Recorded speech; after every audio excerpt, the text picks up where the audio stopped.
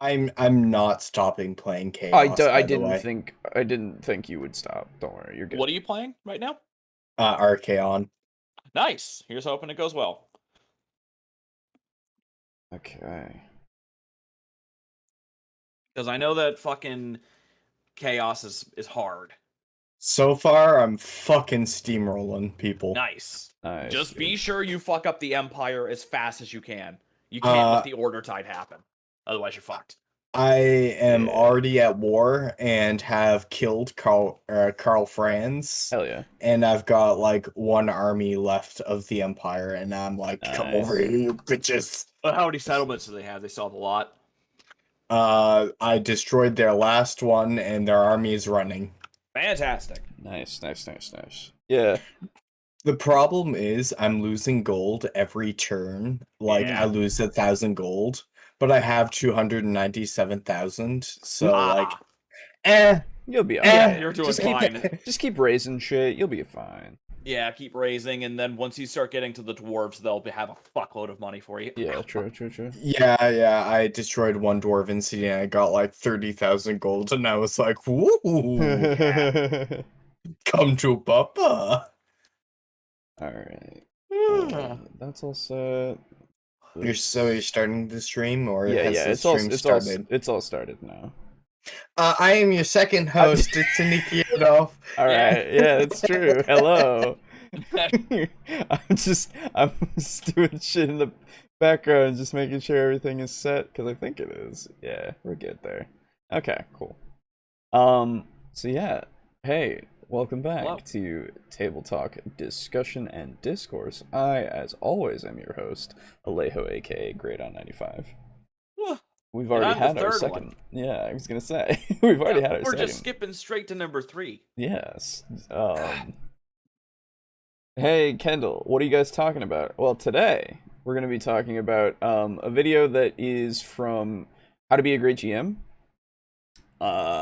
It's going to be on 3 vital things for creating homebrew, apparently, according to him, which sounds interesting, and I don't know how it'll be. To be honest, I didn't pre-watch it more than the first few seconds, minutes, maybe minute. It might have been a minute. Anyway, but yeah, so hopefully it'll be cool. Hey Slay, how's it going?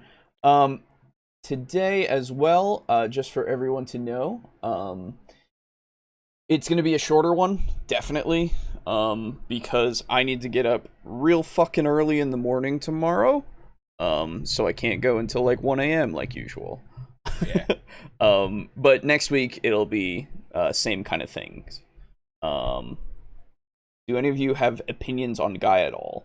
I would say what I would say is that his newer stuff is much better than his older stuff.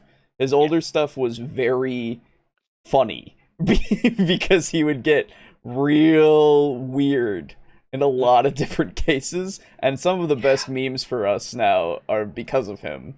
Yeah, like cut their hands off and shit. Yeah, exactly. So, but these days, yeah, he's just fine. Yeah. There's every now and again we disagree about stuff, but overall, pretty good stuff. Yeah, he is fairly like level-headed, and like backs up his points well enough. Yeah. ish. He's definitely gotten better with time. Yes. But we do love memeing on the earlier shit. Oh, absolutely. I mean, hell, we even got Juice to like ask him about it one time. That's true. I don't think did funny. he ever tell us I don't if know. he got a I don't know if he response? ever actually responded, but Yeah, I don't know if he did. Yeah. But yeah. So he's fine, but we'll get to that. So before we do, we're going to start like we always do with comments that are going to take the majority of the time. So, a few days ago, on episode 66, Firearms in Fantasy, Nugs Not Drugs said, a bit late on the comment, and you just may address this later on in the video, but my stance is that if magic exists in the world and people can be born with the ability to shoot fire from their hands at birth, then technology will never advance as fast as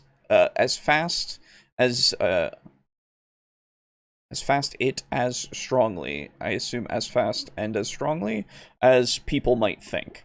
At least not with many elements of fantasy also imbued into the setting as well. In which case, I would say, sure.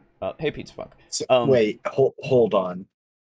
If people are born with fantastic powers, yes, that technology will not develop as quickly.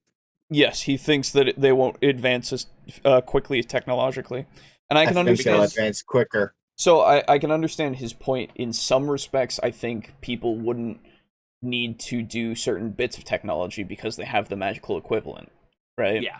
And if you're born with it and you hardly really need to learn it, or at the point where everybody is born with it and schools and shit already exists that can teach you how to do it, there's not a whole lot of need to do it. Why build an elevator when you can just have a levitation circle? You know? Yeah.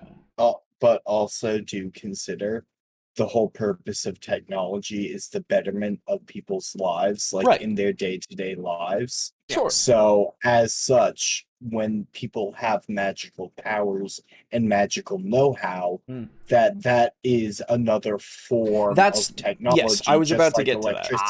Yes, I was about to get to that. I was going to then add on to say, I think technology would advance differently, right? It wouldn't be the same. Most certainly. Yeah, it wouldn't be the same thing as like they're creating. Maybe they don't even create firearms. I don't know.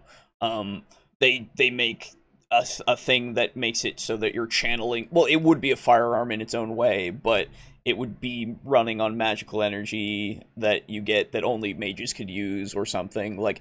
And then the advancements of spells to make better kind of healing spells or better, destruction spells, all that kind of shit. I feel like that, and yes, it would be an advancement of technology in that way. But I think what he and what we were thinking before was like technology in the sense of just machinery and all that kind of stuff, right? That kind of stuff that we're thinking of, like medicine and all that shit. Why would you need this when you have a cure-all that is literally just, I pray to my god, and then you're cured, right? There's not much point in making an iPhone when you have a spell that can basically analyze stuff. Sure, yeah. Stuff like that, absolutely. So it would go in a different direction. Yeah. Oh man! No. Could you imagine, like, if we had magic and less technology, could you imagine if YouTube and shit was like magic instead? Yeah. That'd be funny. There's man. there was I don't know if either of you have seen The Magicians. I have. Okay. The Magician? No. Yeah. The Magicians is a series on Netflix. I don't. It's also on another channel, I think. Like actual TV channel. I've like 3 times now Googled what is the spell and or what is the song, and like the character throws like a little ball that is like a rave grenade, basically. Oh yeah. Nice. So in The Magicians, there's a point, and this is far later in the season, but it's nothing. It's just a little thing of like, it's not a spoiler. There's just, at some point, they watch a live broadcast, quote unquote, but it's just a spell that shows this area, and it's showing like the king who's going around and doing stuff, and it's just showing him doing shit for the people to watch, basically, to see him being heroic and shit. And the guy from who's like one of the guys in that, a lot of them are like people from our world, so he's like, oh, it's better than ESPN. And it's like, yeah, there you go, that's the equivalent. It is just TV for them, right? Imagine how it would affect our world if we could just magically create food and water. We would never have developed farming or agriculture or even civilization, really. Depends. Yeah, it depends. Because if we didn't have farming, then something else would have taken its place. Well, because, I was like, if farming and agriculture was what brought cities together and things like that, right. it just would have wound up being something else. Like people would have been drawn by something different. Sure. Because humans are social. So technically speaking, what actually most society was founded on was beer. Oh, well, there you go. Yeah, I feel like it would, it definitely would be a change. If it started from the very beginning, then it would be a big change. But if it started from like later on when we already had farming and stuff, it would be more of a gradual thing, I think. Yeah. Hey Mug, how's it going? Okay. So that's that. Now from last episode, Rico says, as someone who studies AI, I can confirm Garabay's take on how algorithms aren't better than human brains is dumb. Sorta. There are still a bunch of things that human brains do automatically that AI algorithms struggle with a lot. The sheer amount of processing power we can access now allows us to pump millions of hours worth of training into these algorithms in just days. It's honestly just brute forcing the problem, and if brute force doesn't work clearly, you aren't using enough of it. Having said that, I think he was trying to say that video game engines cannot provide the wide array of options that a DM powered by a human brain can, in which case I definitely agree. Yes, I agree with that too. Yeah, I think we all did at that point. Why he mentioned video game devs are chasing their player base with algorithms, in that case, though, I have no clue. This man thinks in mysterious ways. Also, Aiden, definitely start with Cyndaquil. Cyndaquil is the best. Damn it! On the same... I mean, she's not even available, so I don't know why I'm...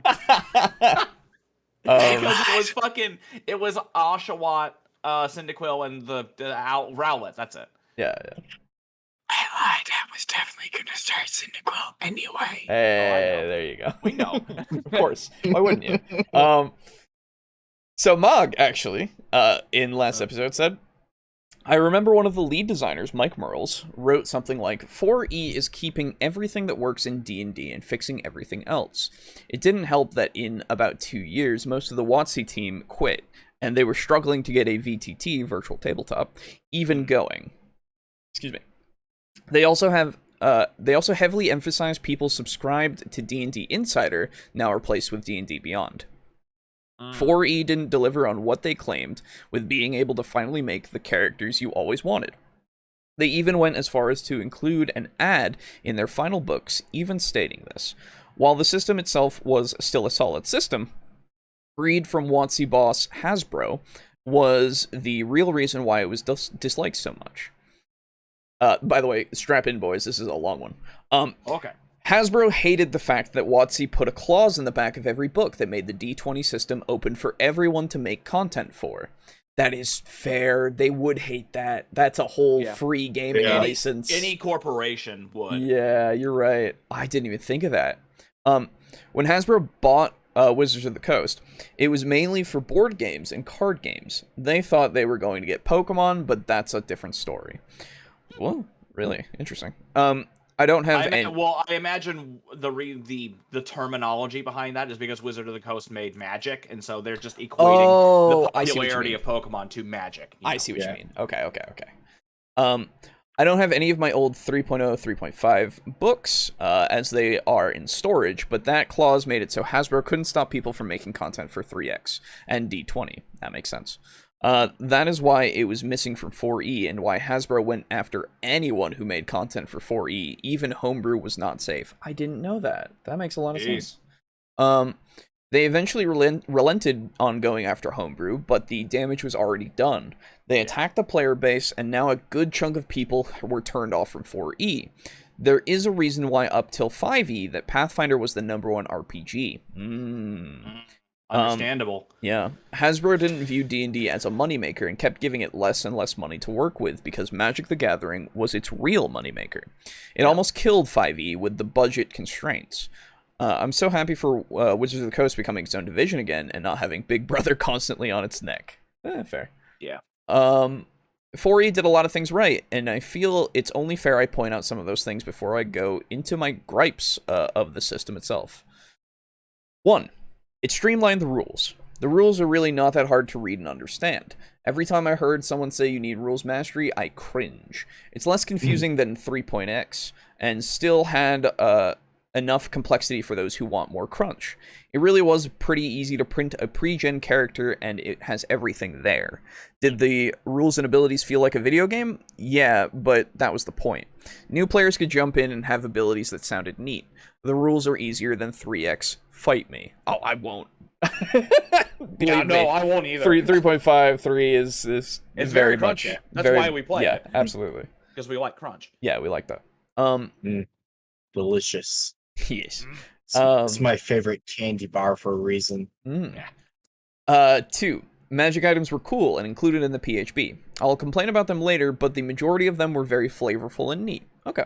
The game was built for you to keep finding cool stuff to use. The pricing rules for magic items were nice because they all had levels to them, and the levels had a cost. Okay. You were that able... might be something we should rip out of that. Yeah, really. You were able to break down magic items and rebuild them into ones you like. Ooh. No longer could the DM screw you with not getting stuff you wanted, it just has a price. It's actually something I use in all of my games in Pathfinder. There you go. Okay. 3, healing... I need to go back and reread those books now. Yeah, right? 3, healing surges was a great system. I'll even say it was the best system in all of 4E. Okay. Heal a quarter of your HP, and sometimes more depending on who uses or what ability lets you use a healing surge. Everyone has a pool of how many healing surges you had. It did have a few flaws, but I don't recall them right now since it's been a long time since I played 4E. Okay. Yeah. 4. So basically, imagine kind of like the fighter's second wind. Imagine like a baby version that anybody can use. Yeah. Oh, so it is anybody? Okay. Yeah. That's not bad. It's not bad. It is infinite, but you have the pool, and that recharges after certain stuff. I imagine like long. I think it was long rests rests and such. Yeah. Yeah. I would be interested to see how that would affect strategy and combat. Yeah. But I know that enemies have stuff like that too, where sorry, I don't mean to drag it away. You're good. But there's a thing in 4th edition where when an enemy or when a person is taken down to half HP, they are considered to be bloodied. And a lot of the times, once something is bloodied, there's an effect that will go off. Okay. And so, yeah, that can usually offset some of the stuff that you can get via some of the power you have via healing surges. Okay. Gotcha. 4. Elite and minion rules were great. More, at least, minions. I think before these rules came out, I think a lot of DMs came up with something like this, or at least stole the elite rules from the World of Warcraft RPG book. It had a RPG book? That doesn't surprise me, actually. Wait, really? Oh, yeah. I didn't know that. Hey, Indigo. I totally forgot the bloodied condition. It's really cool. Yeah. 5. Adventurers League was solid and gave 4E organized play like Pathfinder Society. It was basically the answer to not having the VTT, what it promised, and gave everyone a reason to buy the minis. Okay. Oh, so you need minis to play in like official games? I don't know. Maybe. 6. I would be remiss to not mention everyone's favorite backhanded compliment to 4E. It had nice artwork. That's, yeah, you know. It did have nice artwork. It did. A lot of people use it as, 4E had nice artwork. Yeah. You know. Yeah. Anyway. For the things that were bad about 4E, some of these are solely based on my experiences and tables. Okay, good thing you got that out of the way. I'm going to try to avoid the same old pit in the road that used to be a beaten horse. I think we have heard them enough, and it is pointless to really mention them. Yeah.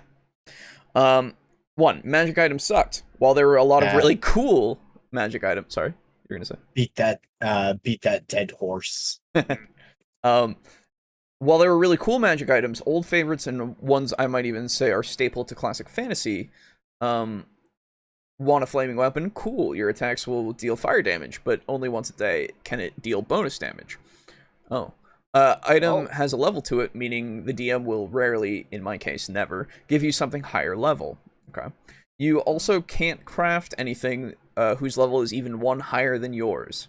Many cool abilities were locked behind a daily window, and it put a damper on the excitement of an item to me. Also, all items ever sold for 1/5 of its value, and it's the same for when you break them down into redsium, magic powder used for magic crafting. Oh, okay. 2. Player options were locked behind getting the next books. We can look at the PHB 1, 2, and 3. Races and classes you would think should have been in the book were book 1 were in the next books. Want to play a barbarian or bard? Gotta get PHB 2. Want multi-classing that wasn't basically a character flaw? PHB 3. Gnomes and half-orcs? PHB 2. I didn't know anyone who was frustrated with character options, and I will say it was the #1 complaint. more on this on powers. I solved this problem by being a bro and buying all the books for my tables to use. Hey, hell yeah, there you go. Nice. And even bought books for people who couldn't afford it. I get more options that will always come... Sorry, I get more options will always come in new books, and the power of a business needing to make money, but it was scummy to make players need to buy books for what I think we can say are core options like gnomes and druids. Yeah. I would say that as well. Absolutely. 4E had a big merchandise focus. Yeah, that was Hasbro's fault. Yeah, that makes sense. Yeah. That makes a lot of sense. 3. Powers. God, I hated and loved powers. Landing a daily power makes an encounter a breeze. Missing one and the battle can drag. The amount of powers you get is very limited. You had at will, encounter, daily, and utility powers, and it made every class wizard-like. The limited uses and how many you knew is what hurt the system. I would look at the PHB, page 29, hey, nice site, to see its progression, as that would be easier than me explaining it. Okay, sure. Some powers felt very similar to other classes, but flavored differently. I had players pick some powers just so the table had extra uses on the similar power from a different source.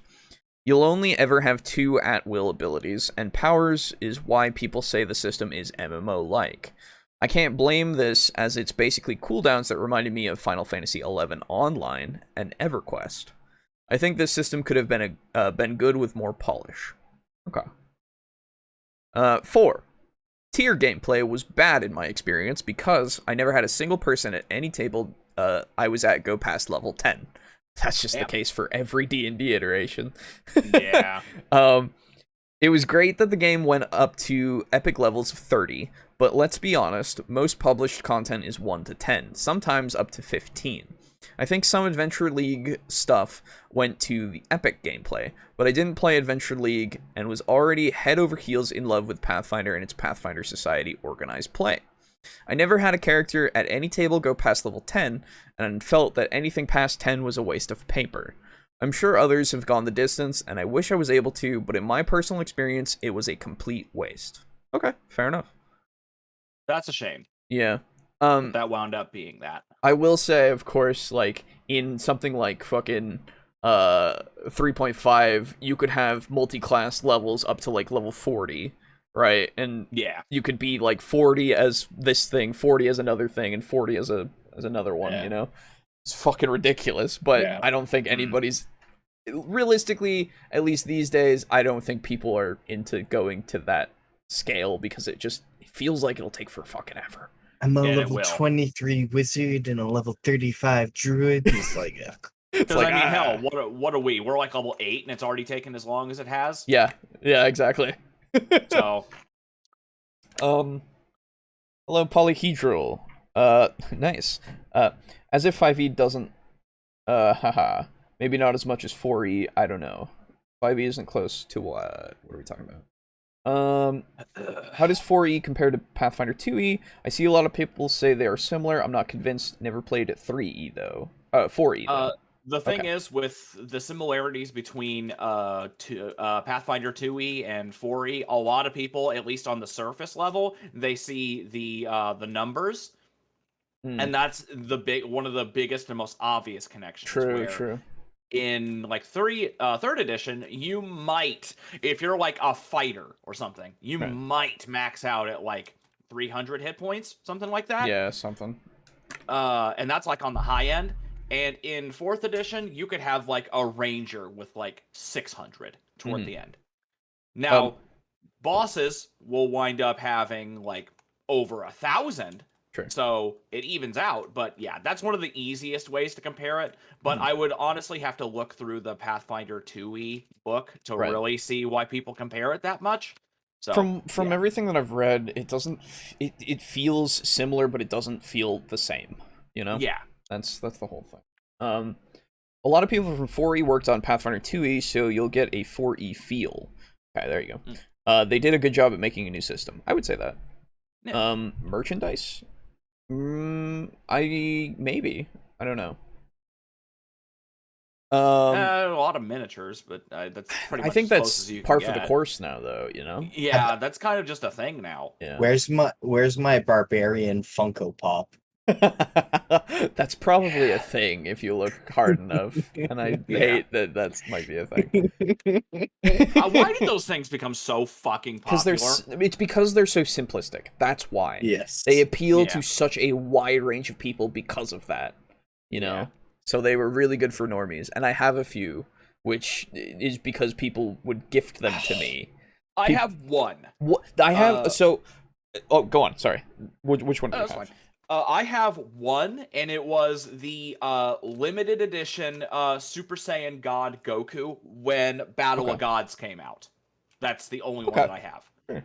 So I got it. I didn't just get it because I like Goku. I got it because it's like, oh my god, it's the return of fucking Dragon Ball, Sure. and it's a limited edition. They're not going to make any more of them. I'm getting this. Sure, yeah. I have a few, and I will say I have one for Venom, Anti-Venom, and Carnage, and they work really well because they have faces and they have the tongues sticking out and everything, and it's pretty great. Oh, cool. And they're like bobbleheads too. It's kind of neat. Ooh, I nice. have one for Cthulhu. It works really well. Yep. I would say I have one for Wally. Works really fucking well. It's just Wally. It's great.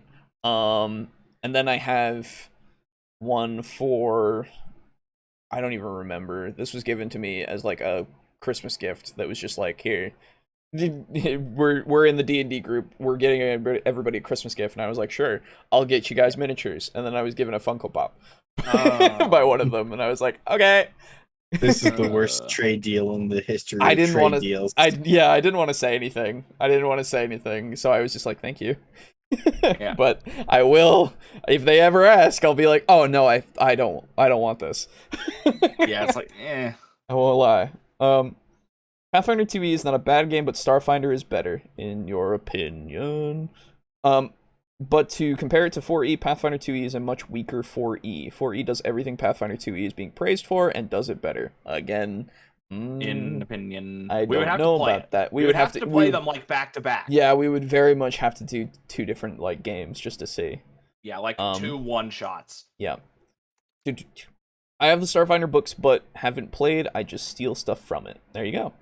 Starfinder is a fantastic game to steal ideas from. Oh, I'm sure. Yeah, I'm sure. I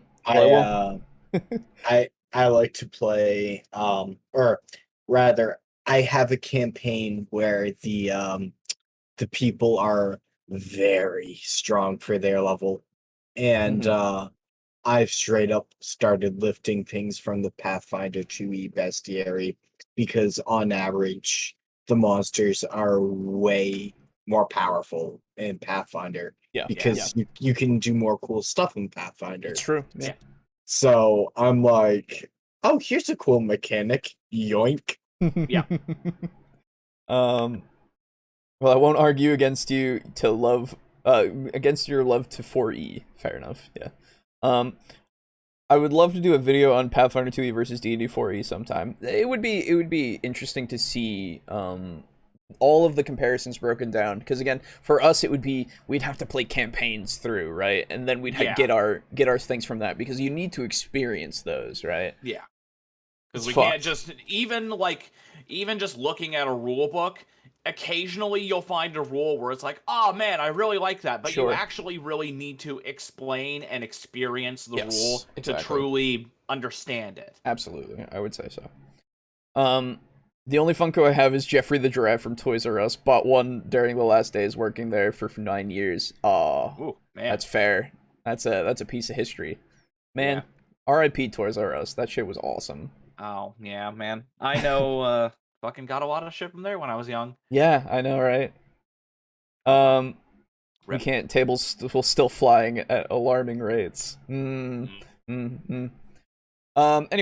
so finishing the comment, those are my main dislikes of the game, and I honestly have some PTSD from having to reopen my PDF of this system.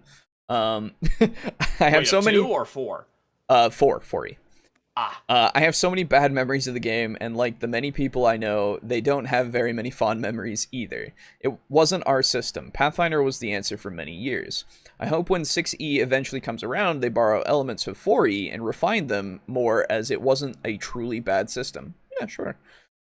When you have massive turnover of people working on it and Hasbro having an expectation of it being a moneymaker, bad things happen. It could be worse. We could have Thaco. Good indeed. Nice. Also, Garibay upsets my girlfriend so much she will actually watch these videos with me and bitch about his elitism. He's the Hell gift. yeah. He's the gift that keeps giving. Hell yeah. Then you know what that means? You know what that means? It means you got to keep her. Yeah, I yeah. was just gonna say that's a keeper right there. Yeah, fuck sorry. Didn't mean to cut you off then.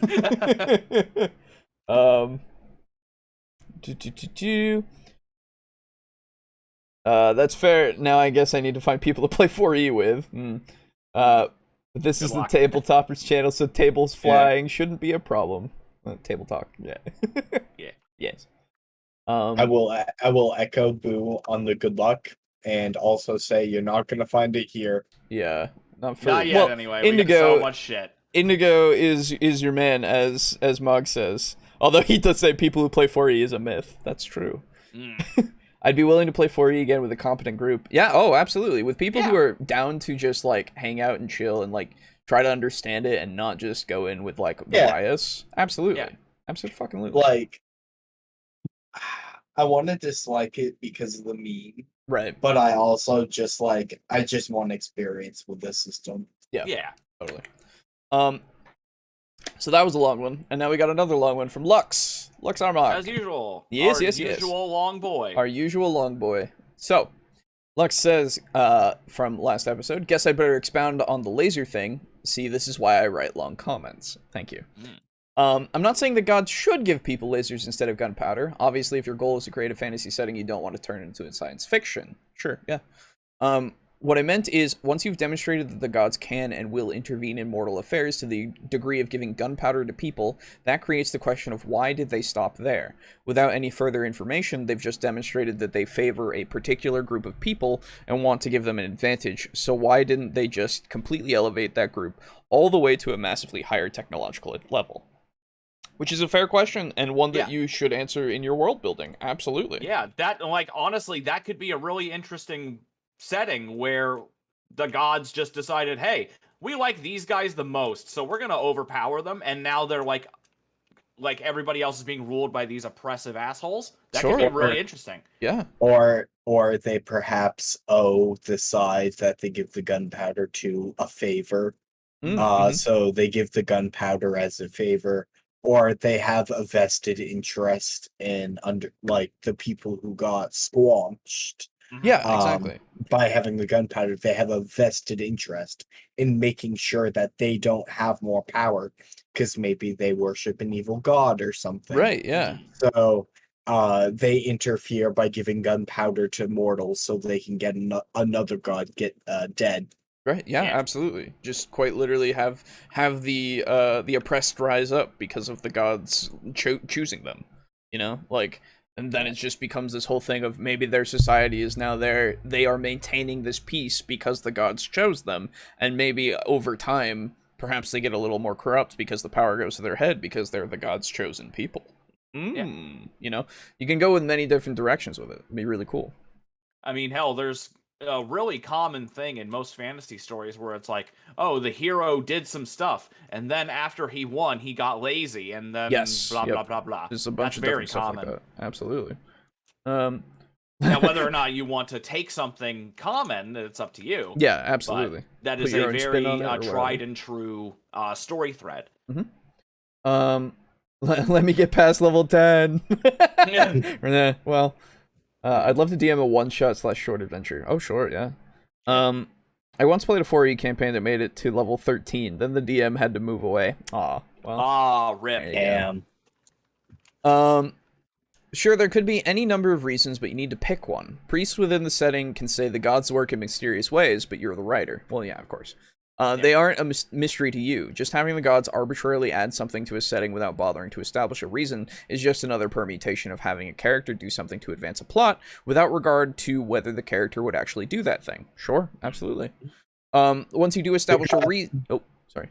If you're a storyteller, the gods are not plot armor. Yes. Yes. Once you do establish a reason, the rest of the god's actions have to be consistent with that decision, and because of that, this reason is going to reverberate throughout the entire setting. Yeah, absolutely, absolutely. Lasers would seem too divine, then the gods truly believe in keeping themselves far above mortals in the cosmic order. Also, the question would remain of why just gunpowder. Of course, if the gods were to gift a chosen people with the ability to magically channel actual divine light as an attack, I feel like it wouldn't be as objectionable in a fantasy setting as laser guns. So I suspect that the technological nature of laser guns is the actual issue here. Sure. So Yeah. so he's completely disassembling and countering my flippant arguments that I made against this before, and I'm so happy about it. Thank you. Yeah. I agree with you 100% so far. Like, I was just kind of saying shit off the top of my head because I wasn't really thinking about it, and I didn't really care too much about laser guns and gunpowder. Well, then you better start thinking about it, because then if you don't, he's gonna fucking verbally destroy you. Which is fine. I love getting verbally destroyed by somebody who's very much thinking about this shit. Yes. Oh, really? Fuck you. Oh, okay, cool. Did you like that? No. Well, it wasn't very thought-provoking, but sure. That's true. Anyway, the gods have a taboo against interfering directly in the world, and revealing gunpowder to someone was the furthest they were willing to risk going in breaking that taboo. Then first, that taboo has to exist for a reason, and second, there must be something pretty important about these people that they gave the gunpowder to be worth it. The gods just wanted gunpowder to exist in the world, so battles will be more lethal. Then apparently this world is some kind of cosmic arena where people kill each other. Interesting. Where people kill each other for the gods' entertainment, and the gods themselves are kind of messed up. An evil god gave gunpowder to a hobgoblin king so they could build an evil empire, and the god only cared about giving them that edge. Then look out, there's an evil god trying to take over the world. Yeah. Some chaotic god really just showed someone how to make gunpowder one day for no real reason. Then we've got an unpredictable god of chaos running around. Watch out for falling bison. Fair. Also corn. Yeah. An idea I like is that a game of populace is going on. Multiple gods are battling each other for control of the world. The degree of influence they can wield depends on how much power they receive from their worshippers. And revealing gunpowder was a move one of the gods made to gain an edge over its rival. And then maybe the opposing gods revealed gunpowder to their followers too in response. I might think about coming up with a setting like that, where the players take on the role of a mortal caught up in the middle of that battle, though I wouldn't be surprised if it already exists. Hey, even if it does, you can make your own spin on it.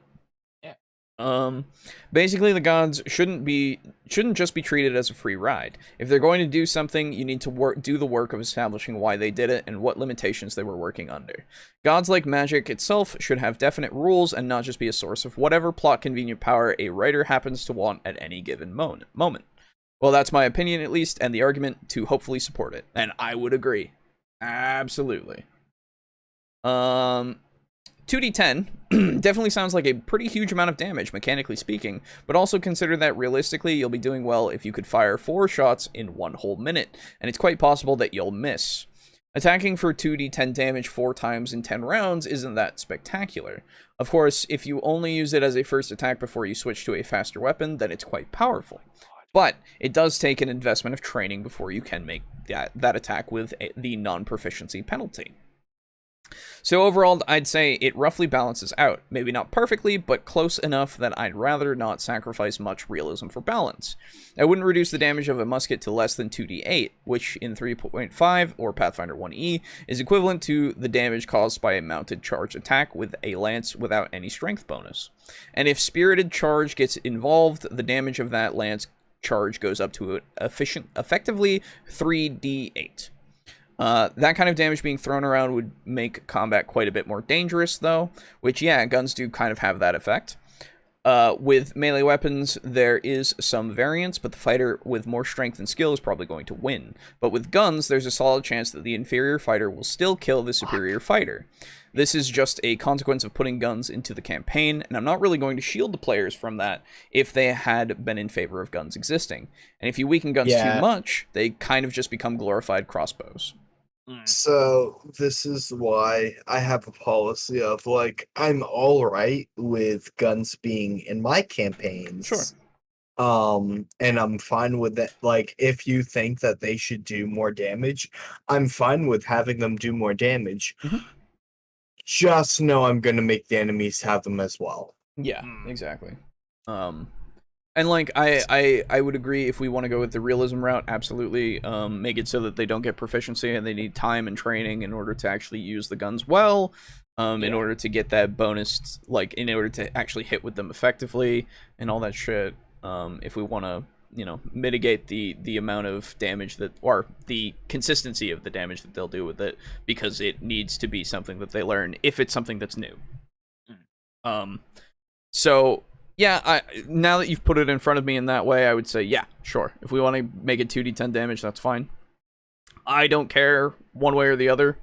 I would say 2d10 just feels too high for me.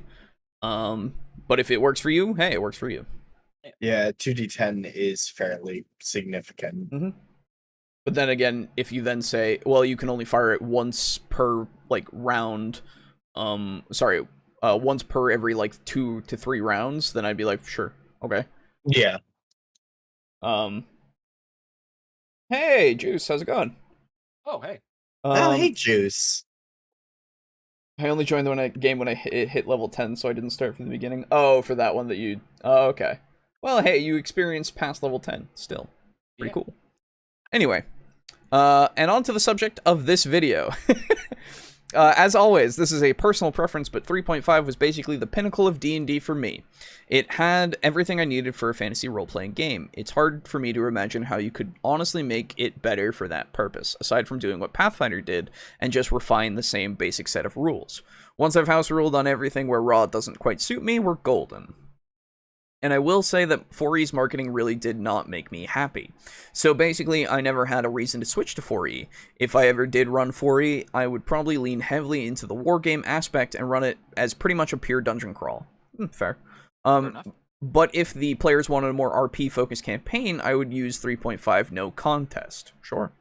On that note, though, I can't say I like the term beer and pretzels in reference to a campaign style. That honestly feels kind of dismissive to me, like it's a lesser form of tabletop gaming, implying that the group doesn't really care about it as much. And that's the way I've mostly seen it used so far. That is fair to say. Yeah, that is kind of the way that it is used. Yeah.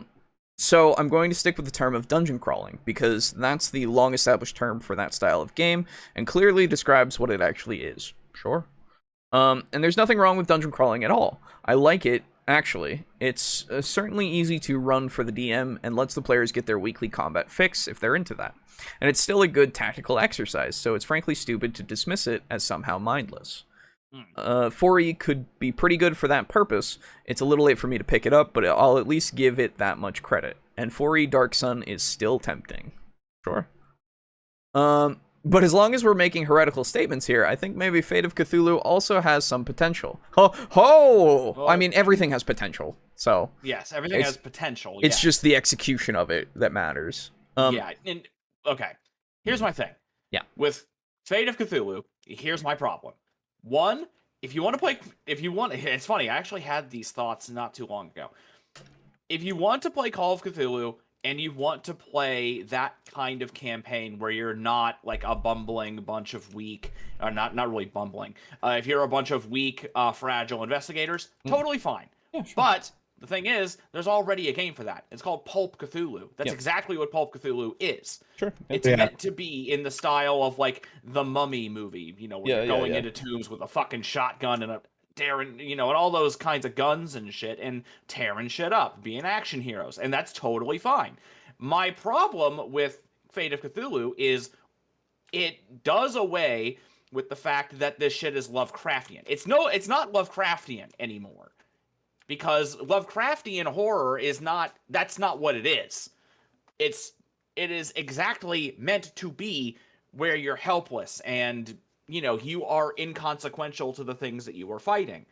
So it's no longer Lovecraftian horror, whereas Pulp Cthulhu can still manage that. Mm-hmm. So if you want to play a Cthulhu game, but you don't want it to be Lovecraftian horror, fine. You can play Fate of Cthulhu. My biggest problem with it is the fact that the game calls you a racist for liking regular Cthulhu.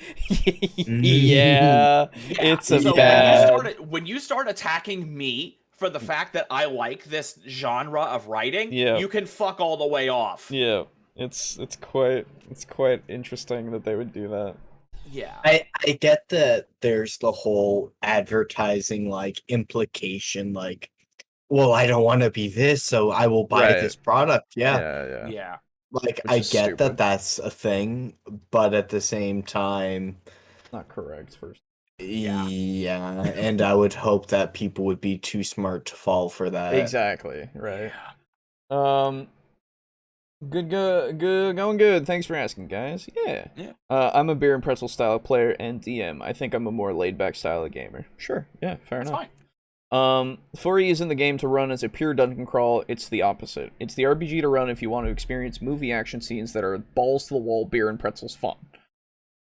It would also be the best RPG I can think of to run a true gladiator sport arena campaign set in Roman times. Sure. It is quite tactical, absolutely. It is a war game mostly, Yeah. I would say, in its combat. It's close to it, that's for sure. And Slay says, "Yikes!" Yeah, they had a great time with their marketing. Absolutely, Yeah. It totally didn't get ratioed to shit. Yeah. Anyway, of course, I would have to dump the Lovecraftian element out of it entirely. Hey, well, there you go. Right before, there you go. Yeah, and if you're okay with that, that's fine. Yeah, that's absolutely But that is the thing that I love the most about Call of Cthulhu. Sure, so yeah. to call me a racist for enjoying that, yeah, oh boy. yeah, it's not gonna really make me want to play your game. Yeah. But the You- concepts. Oh, sorry. Boo, question. Yes. Do you like horror where none of us as individuals matter? Yes. Okay, you hate black people. Okay. Now. Well, we know this. Yeah. Yeah, exactly, right. Yeah. Now we know this. It is Mhm. definitive. Now. It is definitive proof. Anyway, yeah. Dump the Lovecraftian element out of it entirely, but the concept of a group of adventurers coming back in time from a doomed future to change the past does have merit by itself.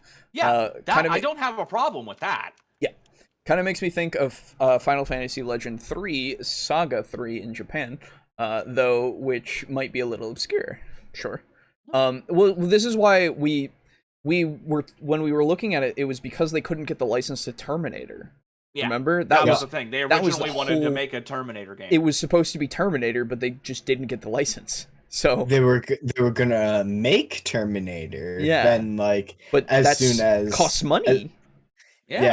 what's the company that's in charge of Terminator?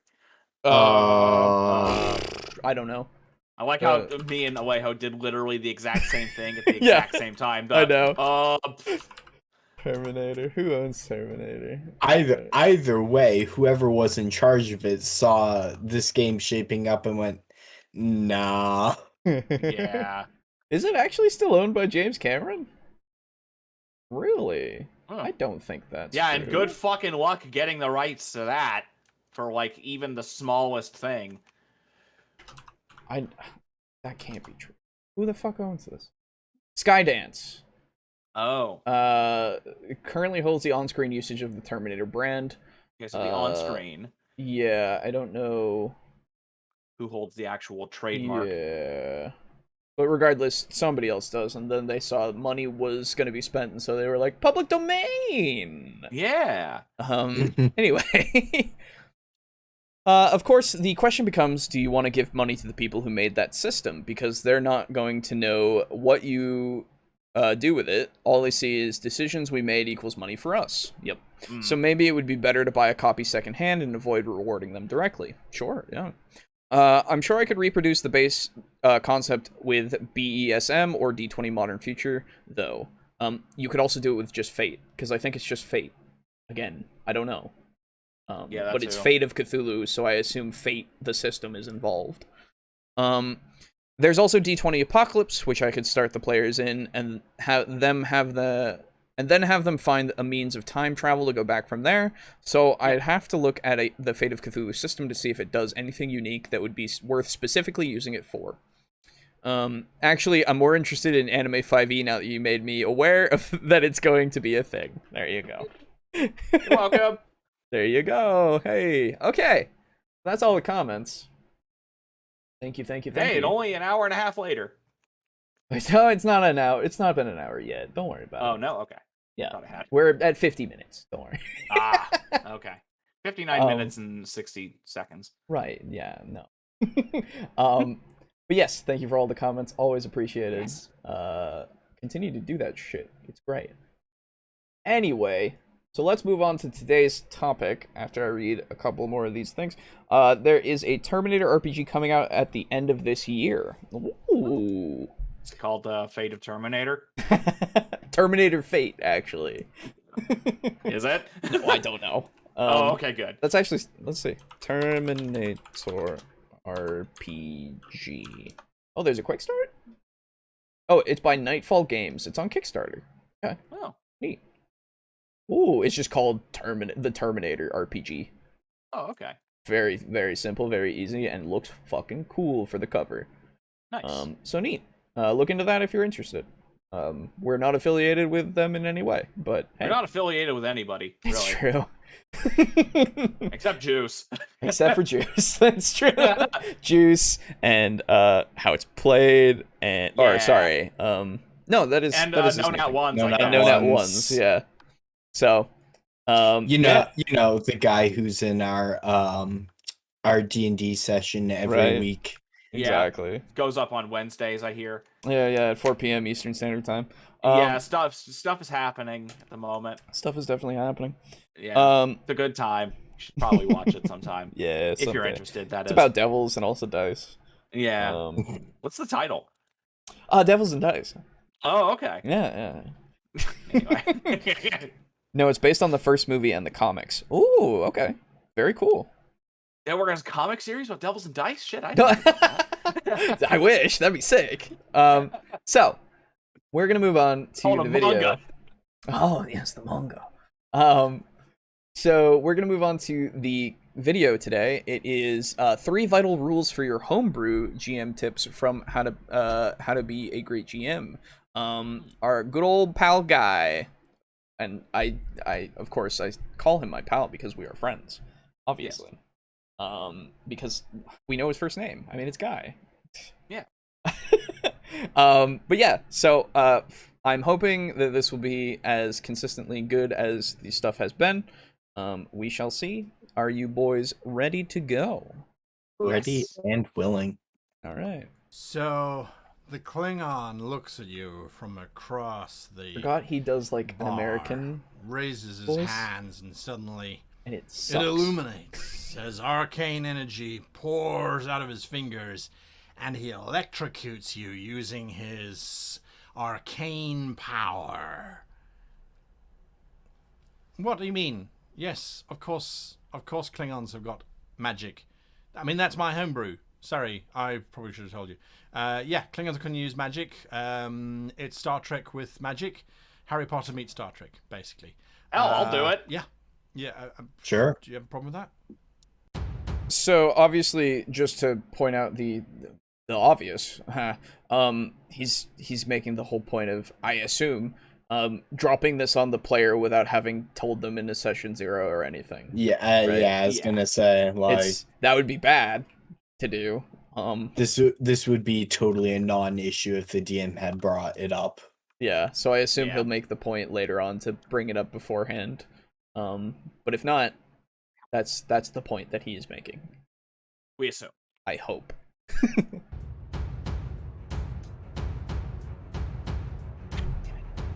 Hello and welcome to this week's episode of How to Be a Great GM. My name is Guy, and today we're looking at 3 rules for homebrewing. Now, homebrewing, if you're not familiar with the term, is where you take an existing role-playing system and you add your own rules to it. You add your own nuances to it. Perhaps you take an existing setting, such as in the example at the beginning, a Star Trek setting, and you add your own twists to it, like adding magic or more magic to Star Trek than one would normally find.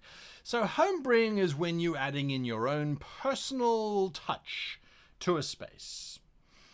But you can go too far sometimes, and sometimes just because you can do a thing doesn't mean that you necessarily should.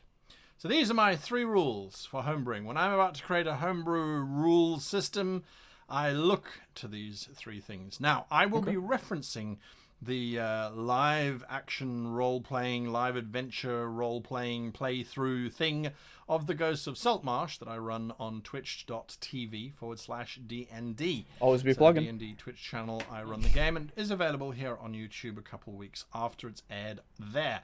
Now, the reason why I'm referencing that is because it is a good example of where I have taken an existing setting, I've taken an existing module and an existing rule set, and I have changed it. I have homebrewed it into something that I find as the game master works better, or at least does something to my game that necessitates me doing this in the first place. So I will be referencing that. There are no spoilers here, but I will be referencing that. So bear that in mind. So when we look at the 3 rules, the 3 rules are fit, enhance, consult.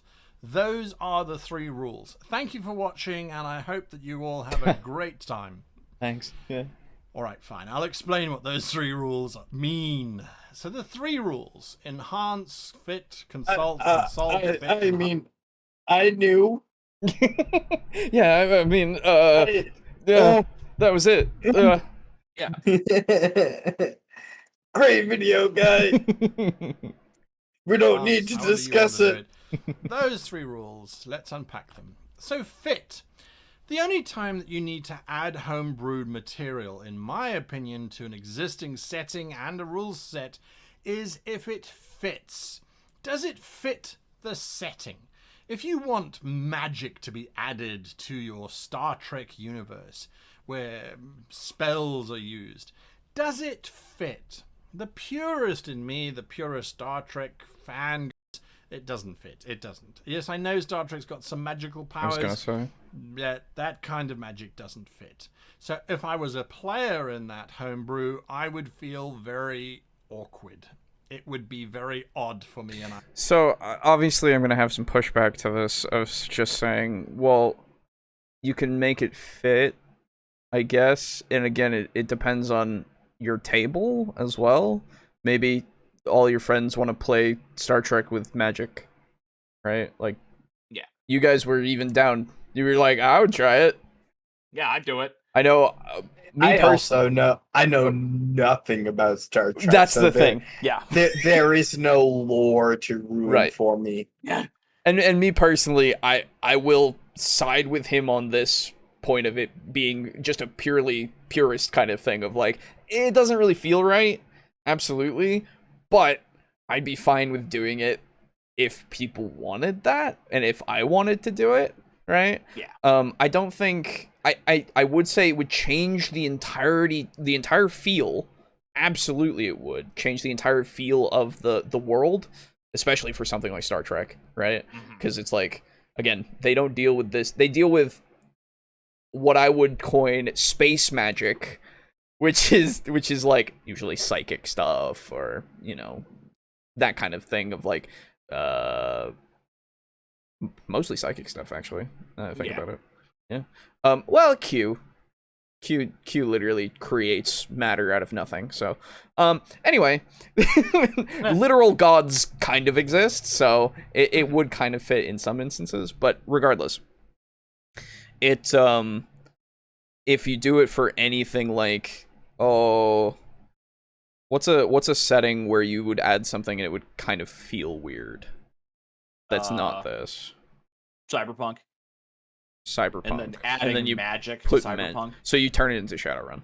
Yeah. But So again, so it would change the setting. yes, it would to change something it else. to something else. Yeah, so Yeah, that's my whole thing. Yeah, it doesn't fit to the point where it would change everything intrinsically.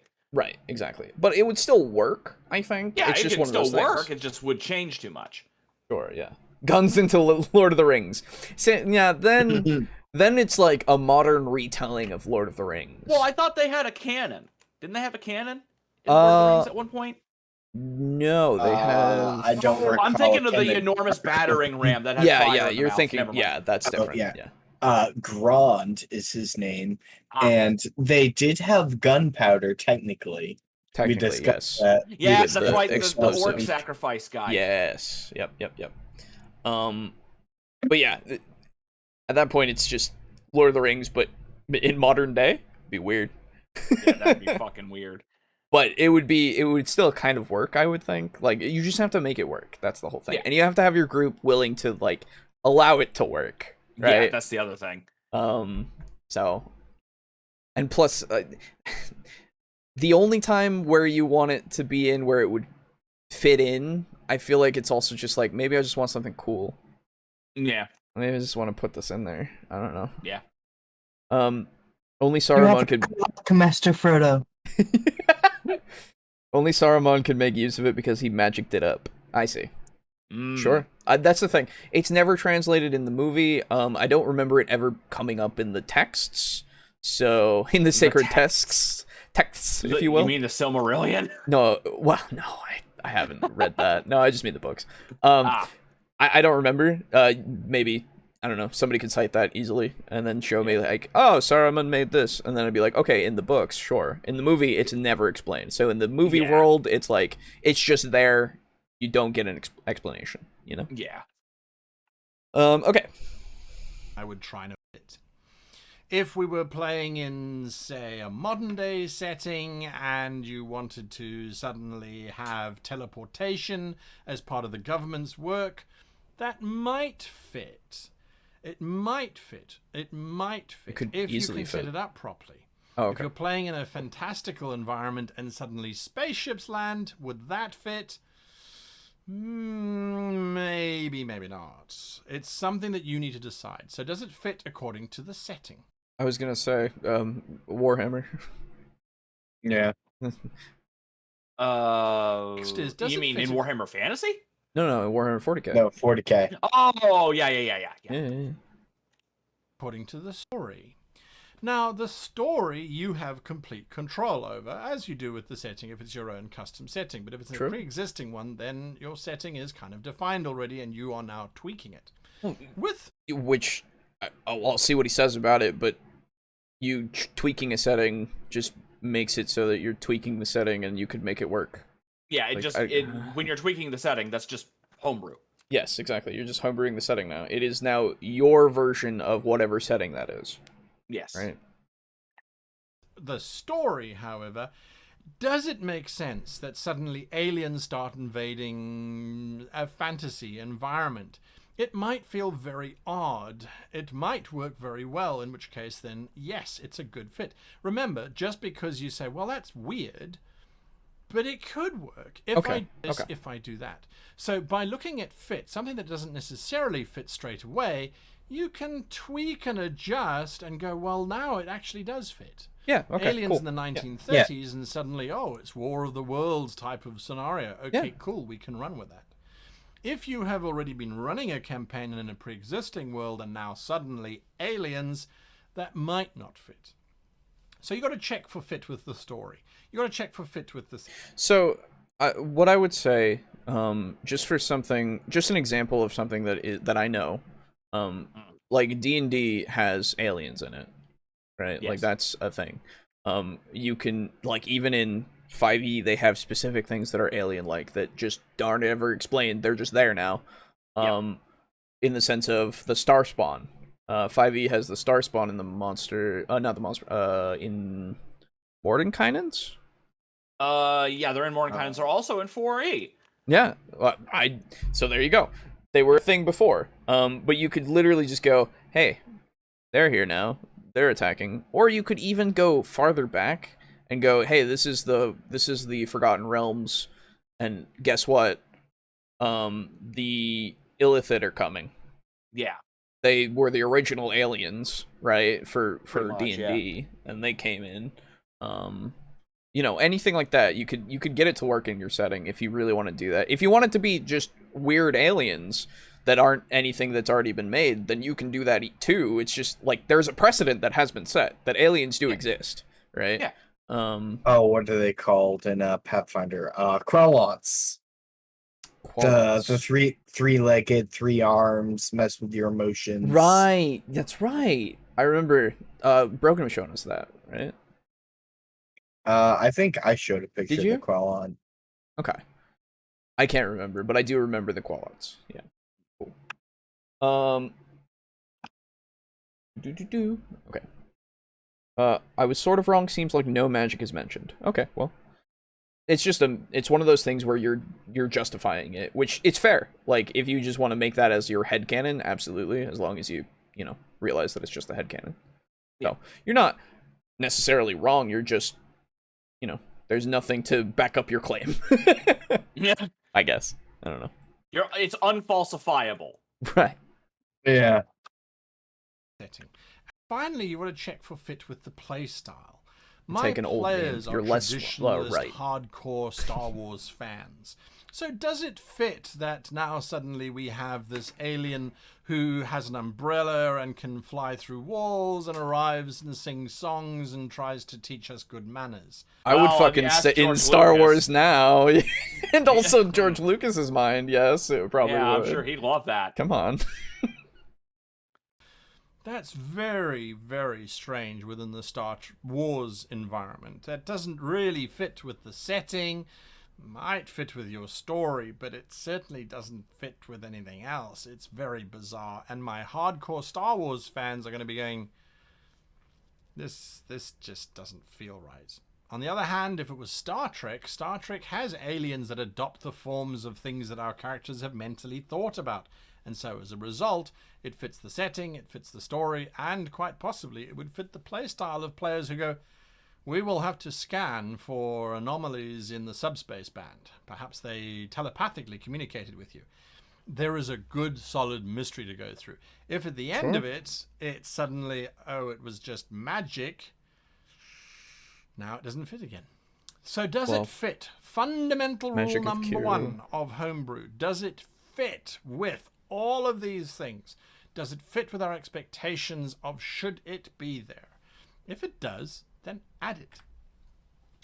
Does it enhance? Is it something that's going to make this experience better?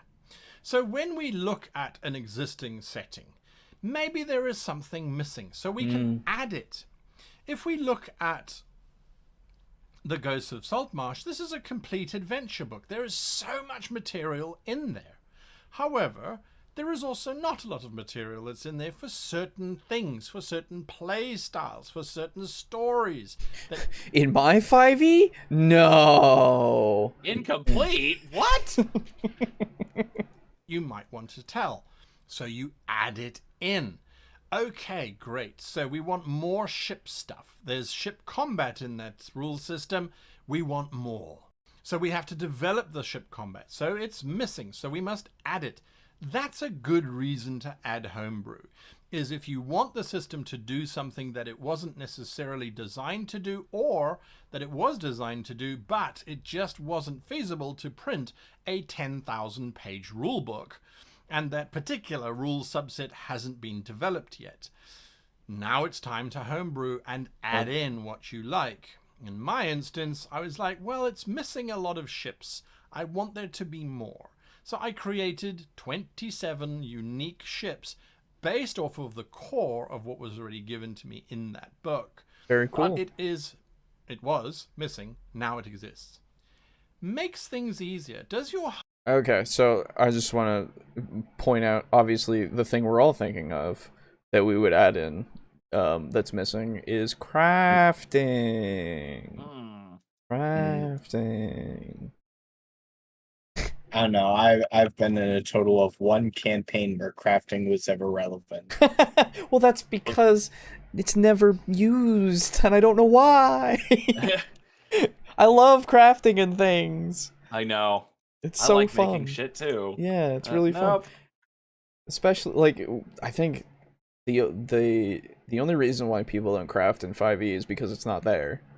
Yeah. Even though, like, quite literally, just because it's not there, so many people I've played with go, "Can I make this?" And I go, "Well, you could. Let's figure out how, I guess." Yeah. Right? It's never used because the systems are not always great. No, that's not true. I would say 3.5s is pretty alright. It is pretty decent. It's okay. It is fine. I wouldn't say it's perfect. I would say that it's there, in my experience. Well, there you go. Oh, that's right. You haven't played 3.0. I remember. You said that before. Oh, yeah. You should look into it. It's good. It is good. Homebrew make things easier or more complicated? Again, going back to Saltmarsh, which has a nautical feel to it, a nautical theme to it, one of the fundamentals about ship travel, ship commerce, is trade, and ship docking fees, and crew fees, and all of those kinds of things. That's not the purview of the book Adventures, of the Saltmarsh book, Ghosts of Saltmarsh. That's not what that book was designed to do. The book was designed to give you adventures and give you the basic building blocks from which to now move forward. So I then said, okay, well, what's going to make things easier? Calculating cargo, and how much does cargo cost? How much is a ton in medieval setting? That's 2,000 pounds. What exists in the rule system already to show us that kind of value? Okay, I have a story now. Oh boy. This has made me remember. I was playing in a group around here. Met a bunch of guys, and we were hanging out, and I was invited into this group, and they were gonna play in 2E, and I was like, okay, cool. I haven't played too much in 2E. I don't understand Thaco, but they do, so I can look to them. And so we went into the game and started with our first encounter thing to be the call to action, right? That got us in there, and it was a giant skeletal and meat fucking behemoth kind of skeleton thing that was going to attack the town, right? And we didn't really fight it. One of the characters did, because he was like, I have to protect the city. The rest of us were like, fucking what the hell is that? That's no. And then one of them even was like, I do business here, and I'm just gonna yell at the captain over there. The ship is in port to go and fire the cannon at it. That's my thing. So we circumvented that stuff, and it got defeated after a while. But that was the tone of the game. It was definitely we're not fucking adventurers, dude. We're normal people that have some special abilities every now and again. We're exceptional people, but we don't fucking... We're exceptional. We're not that exceptional. We're not that. That's not me. I'm not the hero. That's not me. Yeah. But later on, we were thinking about, and we did get a ship, and we were going to use it to sell cargo. Okay. Because we needed money. And we were like, okay, let's figure it out. Let's get money this way. We went through the math.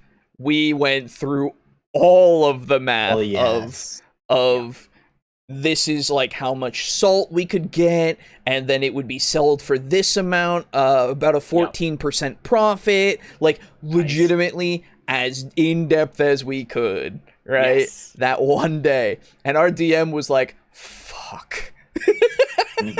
He was not expecting it. We didn't play that campaign after that, by the way. It's unfortunate, but it's just how it turned out. Well, don't worry.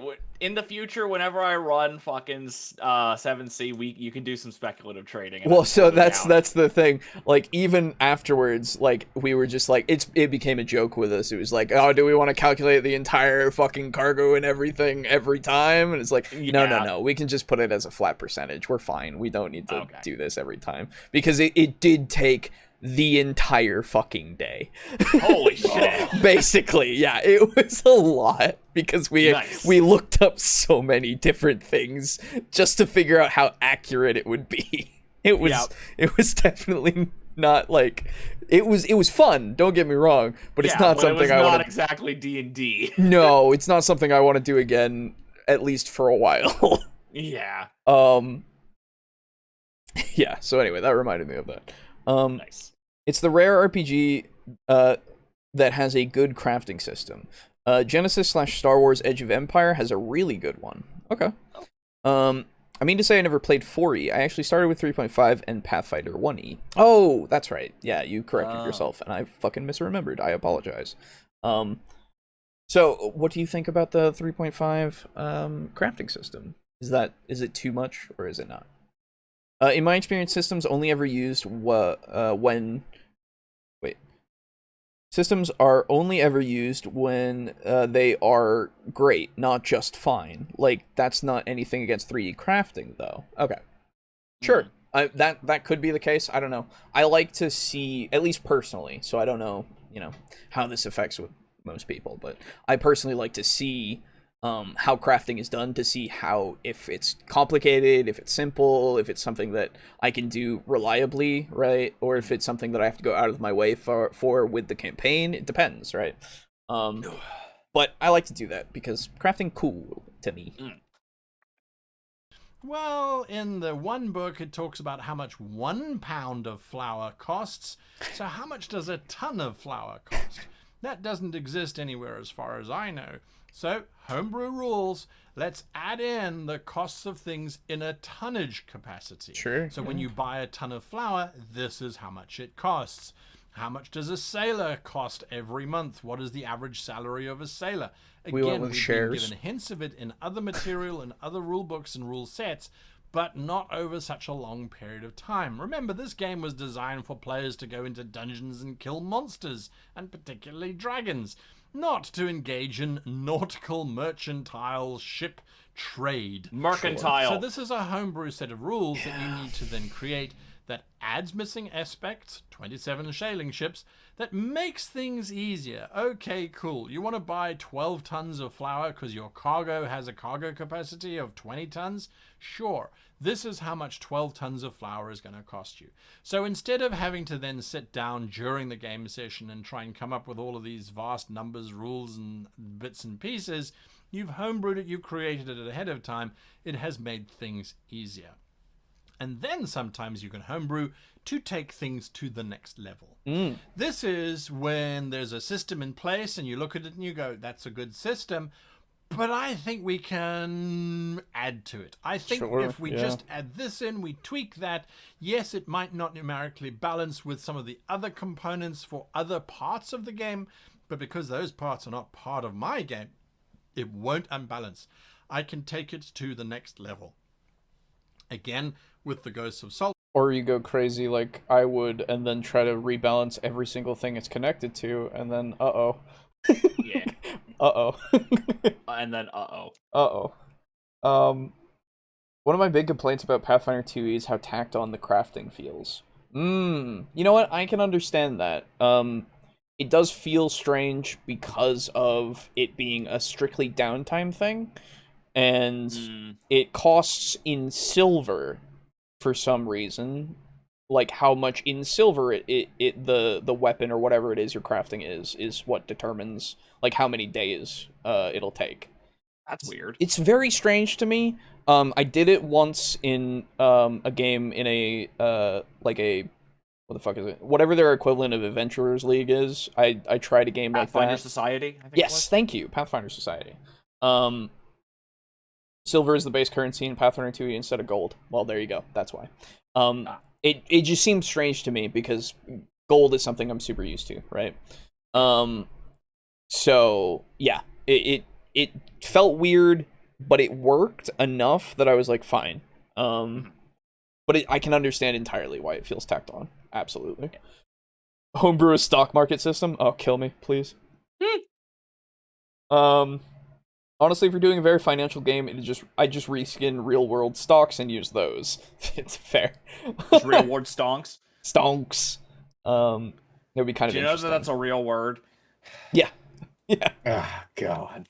Yeah, no, it's a real word. Yeah, I know. I said the same thing. That's why everything is so cheap in gold. Ah, gotcha. Yep, it works. Yeah. I understand your point. But again, I'm weird in comparison to a lot of people. So You are weird. I am. Marsh as an example, the book itself is focused around adventures that the characters can go on, and those adventures predominantly are not involving vast amounts of sailing, not involving cargo trades, and certainly not involving massive amounts of ship combat. it's interesting to think that that the adventure that introduces the ship combat and ships in general Doesn't have a lot of it. and it doesn't have a lot of it, you know? It's very strange to me. You would think that you would want to add in a system that allows it so that this book is more important, right? It would add to the value of like everybody would want it because it has those rules in it, and you could take them out and then just like use them anywhere. But instead, well, I mean, it kind of does, I guess, with the very bare bones shit. But even so, like if it's very bare bones, I can just make something, right? Yeah. I see the ships. The rocket ship's nice. I think Guy has great advice, but his videos put me to sleep. Well, it's not one of his previous ones, so it's not inflammatory. Yeah, at least there's that. Yet. So, yet. They have a section for ship combat for sure. Again, though, I wanted to take it to the next level, and so added in homebrew rules. Instead of the ship taking 3 actions, I think I've added close on 23 actions that can happen in any one given round. Very cool. It's a huge no, that's overload. fantastic. And if that was to be part of the original book, the book would be 400 pages long. Not necessarily, but sure, I understand what you It would be mean. prohibitive to buy. It also would add to the canon rules of the game so much additional material that it becomes almost unplayable. What? Whereas in a What? It adds so much rules that it becomes unplayable. So it adds so much rules to the canon of D&D that it becomes unplayable. I need to hear that again because I don't understand what the fuck you mean by that. Yeah, that doesn't make any sense. actions, I think I've added close on 23 actions that can happen in any one given round. It's a huge overload, and if that was to be part of the original book, the book would be 400 pages long and would be so expensive it would be prohibitive to buy. It also would add to the canon rules of the game so much additional material that it becomes almost unplayable. Okay, so it would... Never mind. I I assume think we all know where we're going with this. Well, so I assume what he means is the book itself would be longer than the PHB, which I don't think that's true. First off, I really don't think that would be something that you need to go into like 6 fucking like 100 like I don't know 6 pages I think, or maybe 10, I don't know. Regardless, so it would be 400 Unless your pages. rules are like multiple pages long, because right. Like, an action does not take that long to describe. And I think the simplicity of 5e really hinges on the fact that you can boil this shit down really easily. Yeah. Right? You can make those actions a paragraph or 2, right? Yeah. I think that's absolutely possible. Second off, okay, so making it so that you have a lot of rules that makes it unplayable doesn't make sense at all. Especially when we've talked about before, and especially with how we view 5e and how it very much feels, at least, is like, hey, whatever the basic rules are, that's all you really need to pay attention to. You can throw out all the rest. Right? It very much feels like a very bare bones thing that you don't need to pay attention to a lot of shit. But this is there in case you do want to pay attention to it, right? Yeah. And then, like, I just more rules making it unplayable doesn't make sense. Yeah, it really More doesn't. rules define how things work, which then allows you to do those things, thereby letting you play those scenarios. Yeah. Who knows? So, unless you say something else in the future here, I don't know. That doesn't make any sense. Yeah, it doesn't make any fucking sense to me. 5e has turned has made more rules equals bad in many of the RPG players' mind. Yeah, it sure seems that way. In a way, yeah, it seems to be that basic that people just think that now. Well, basic needs to be the way, right? Yeah. Which again, if that's what you want, that's fine. But you also are limiting yourself to, well, even so, I don't know. It's a double-edged kind of thing where you go, this isn't very complex. but I need to add in more to make it more complex for me in my certain way, right? Yeah. Maybe you're not like that. Sure, that's fine. You don't have to worry about it. But I don't know. Anyway, what? Oh, guys, still on. I fell asleep. Come on. It wasn't 5e alone. It's been a trend over the last 10 years for rules-like games to turn people away from more rules-heavy RPGs. Fair. I prefer simpler systems myself. Yeah, sure. That's and Juice. You absolutely love that shit, and that's good. I'm glad for you. You know, it works for you. Emphasis on shit. No. no, absolutely not. Absolutely not. No. Yeah, no, I'm just fucking around. Yeah. So like, no, but like that is your preference, and I completely understand that you would like that, and that works better for you. For us, we need a little bit more meat. Yeah. You know. Yeah. A little bit more. Yeah, just because a project of any sort, be it a paper you turn into a teacher, or like an RPG system, like whatever it is, if you have more of it and it is well developed, that is not a flaw. No, I wouldn't say so. And again, especially when we will always go like, hey, yeah, you can just throw out whatever. Have it work for you, whatever you want at your table, you know? Yeah. I do think it's possible to get bogged down in rules. I don't need a simulation, but if I as a GM need to make up rules on over 50% of what my players want to do, why did I buy the game? Sure. Yeah. That's a perfectly reasonable thing to ask at that point, right? But then again, I would then say, is this the system for you? Is there a better system that you could find that actually gives you everything you would need? And is it more the game that you're playing right now with that table? Is it the what you agreed that you wanted to play, or is it the system, right? Like this is a lot of things we need to differentiate in order to make sure that it's not just this system isn't doing what I want, I need a different system, or this system is what I want but it's not enough. Yeah. Right?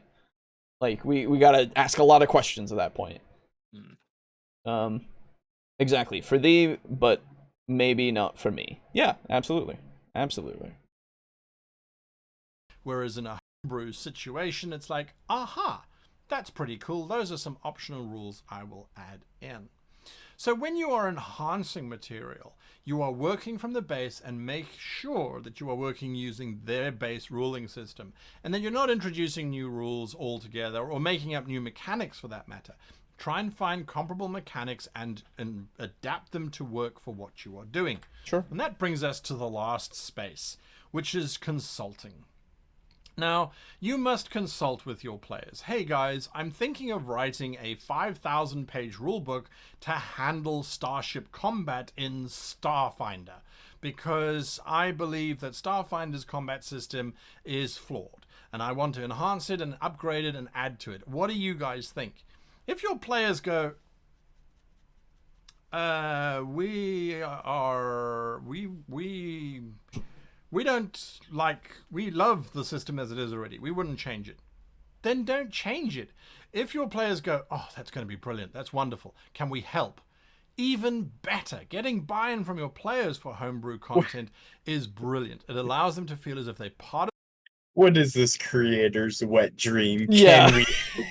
Yeah, right. I was thinking it because I was like the first. I made so many things and I've never heard "Can we help?"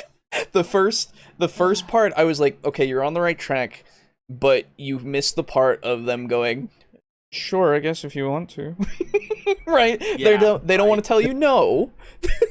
They want to be supportive, but it doesn't really affect their lives. Right, exactly. They're just like, but they also are like, I don't know. I mean, I don't really have an opinion. Yeah, I don't have an opinion on it one way or the other.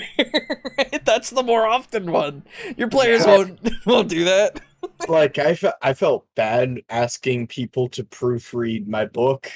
Yeah, right. Like, it's one of those things where we've talked about it before, but like it's hard to get your players to give you feedback and shit like that. Yeah. Right. Like you really got to try to drive it in there, and unless you're with like what we do with our group in Devils and Dice, where we are all very comfortable with each other, and we'll shit on each other just because it's fun and funny. Hey, Alejo. Yeah. Hey, yeah. Fuck you. There it is.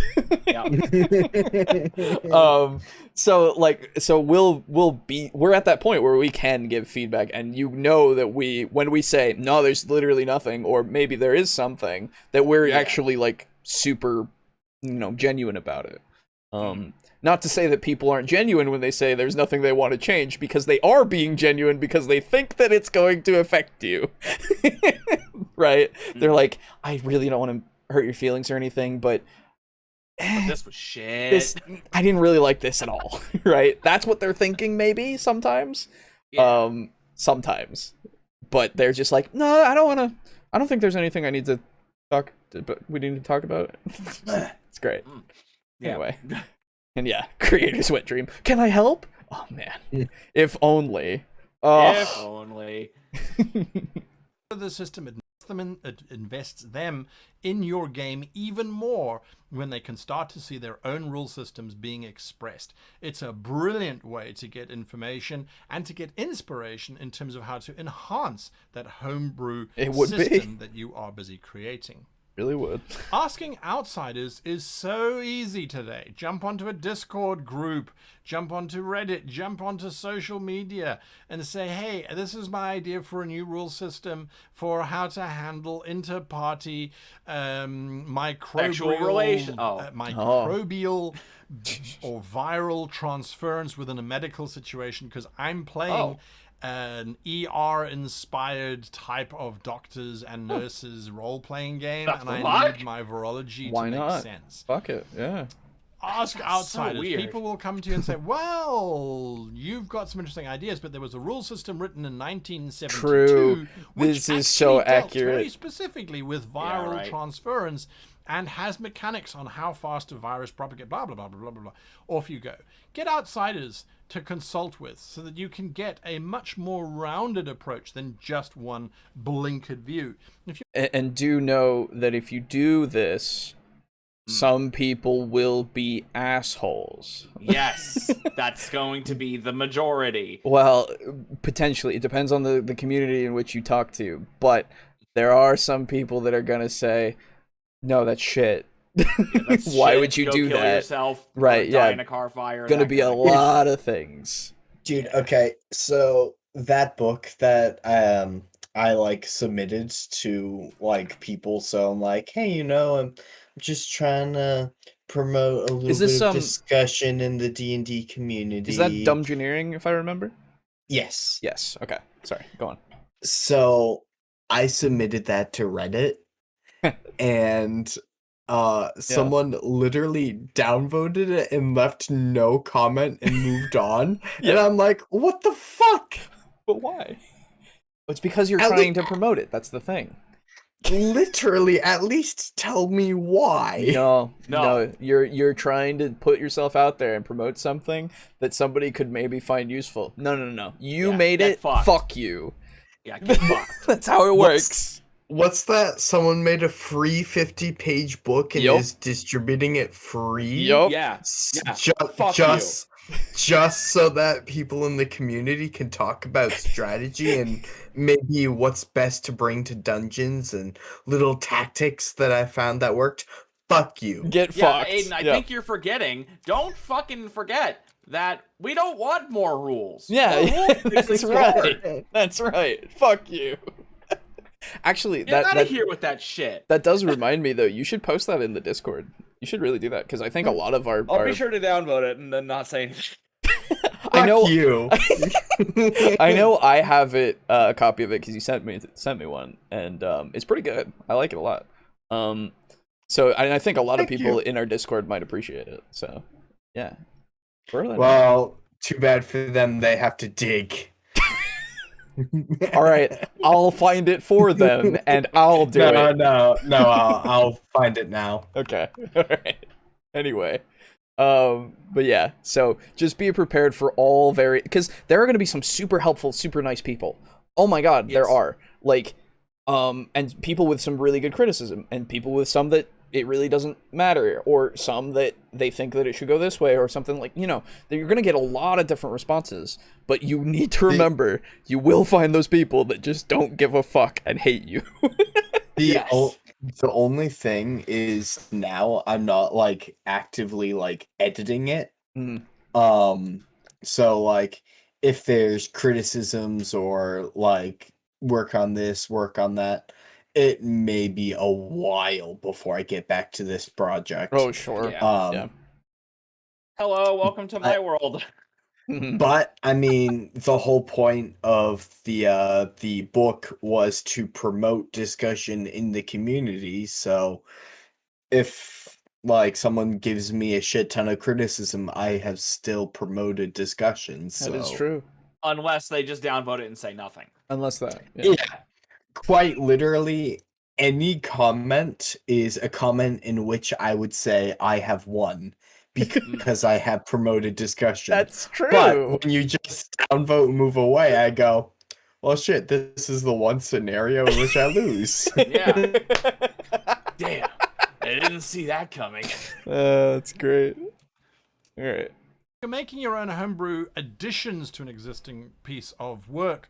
Sometimes you forget things. A lot of the game systems that we play have incredibly intricate, very complex rule systems, especially if they've been around for a long time or if they are particularly well developed in terms of Dungeons and Dragons, where there are so many additional books that have come out that if you haven't bought them and memorized all of them, you will forget about. Oh, yeah. And that's our last thing, the game system.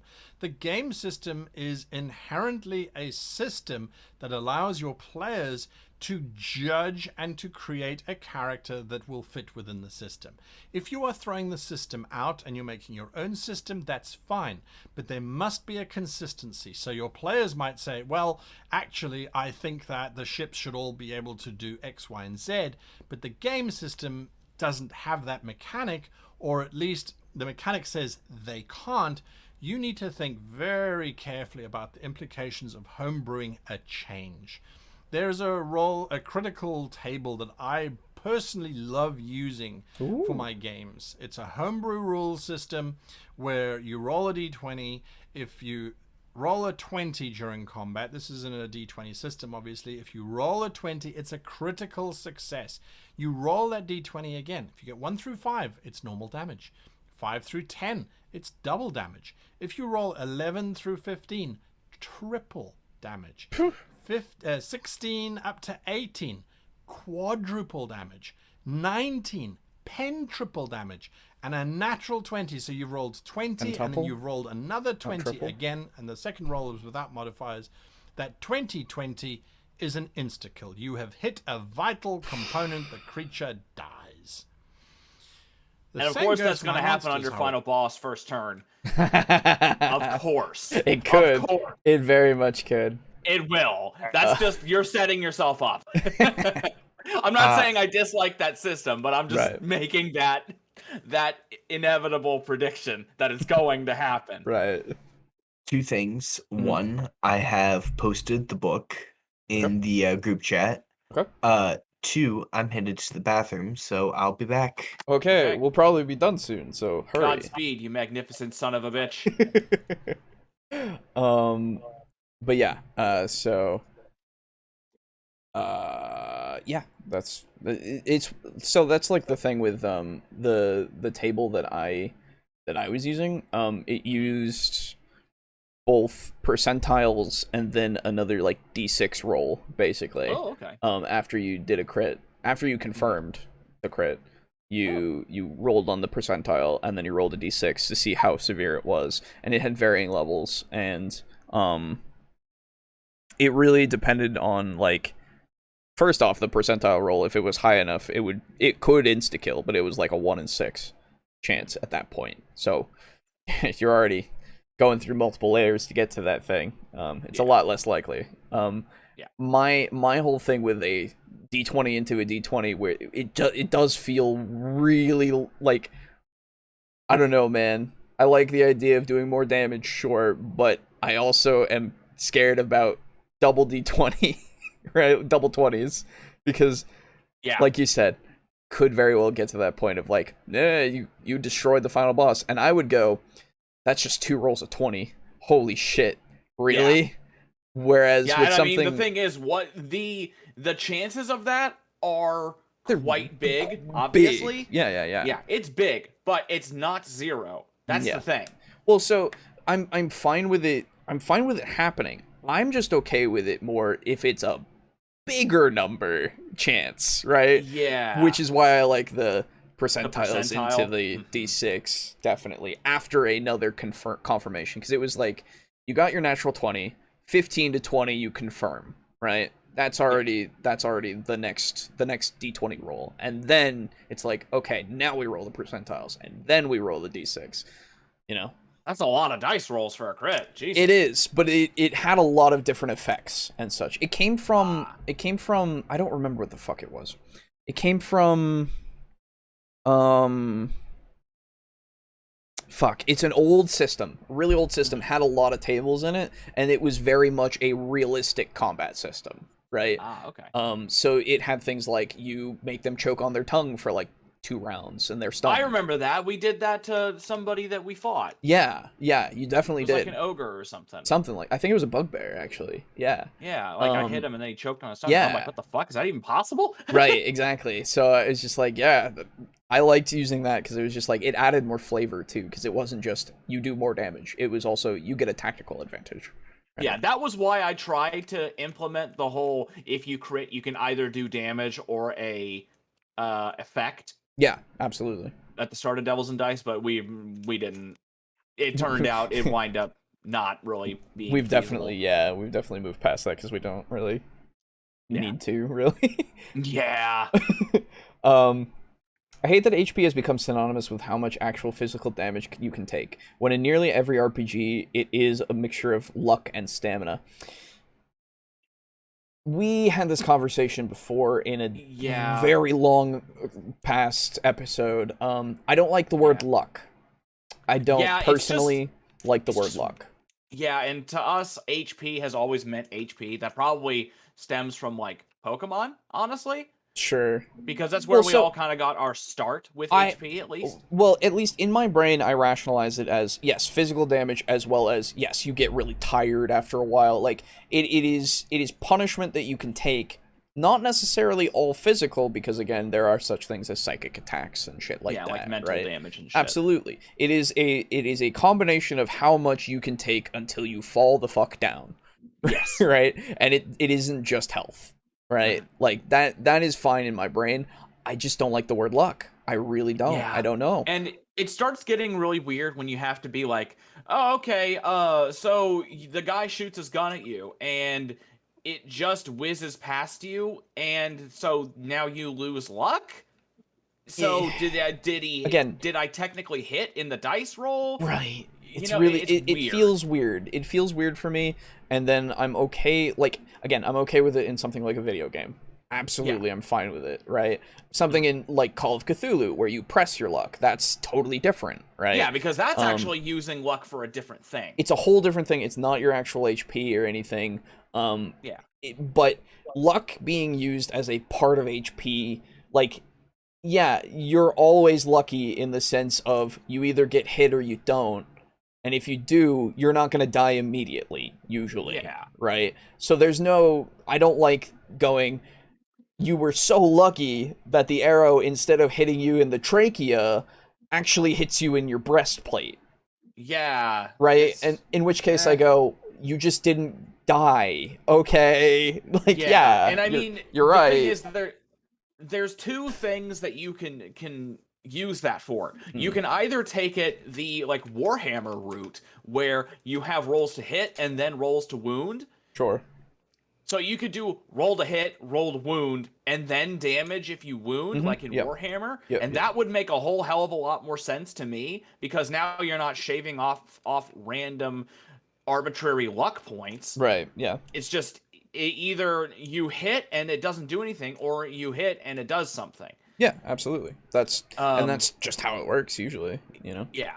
And then the other option is, I know that the new Conan RPG has a system that divides health into like 4 different categories, and they are based on both physical and mental damage. Oh, okay, yeah. So that is something that you can do if you Absolutely. have the desire to do that. Sure. But yeah, I don't know. Just luck is never really. I've never really liked it personally.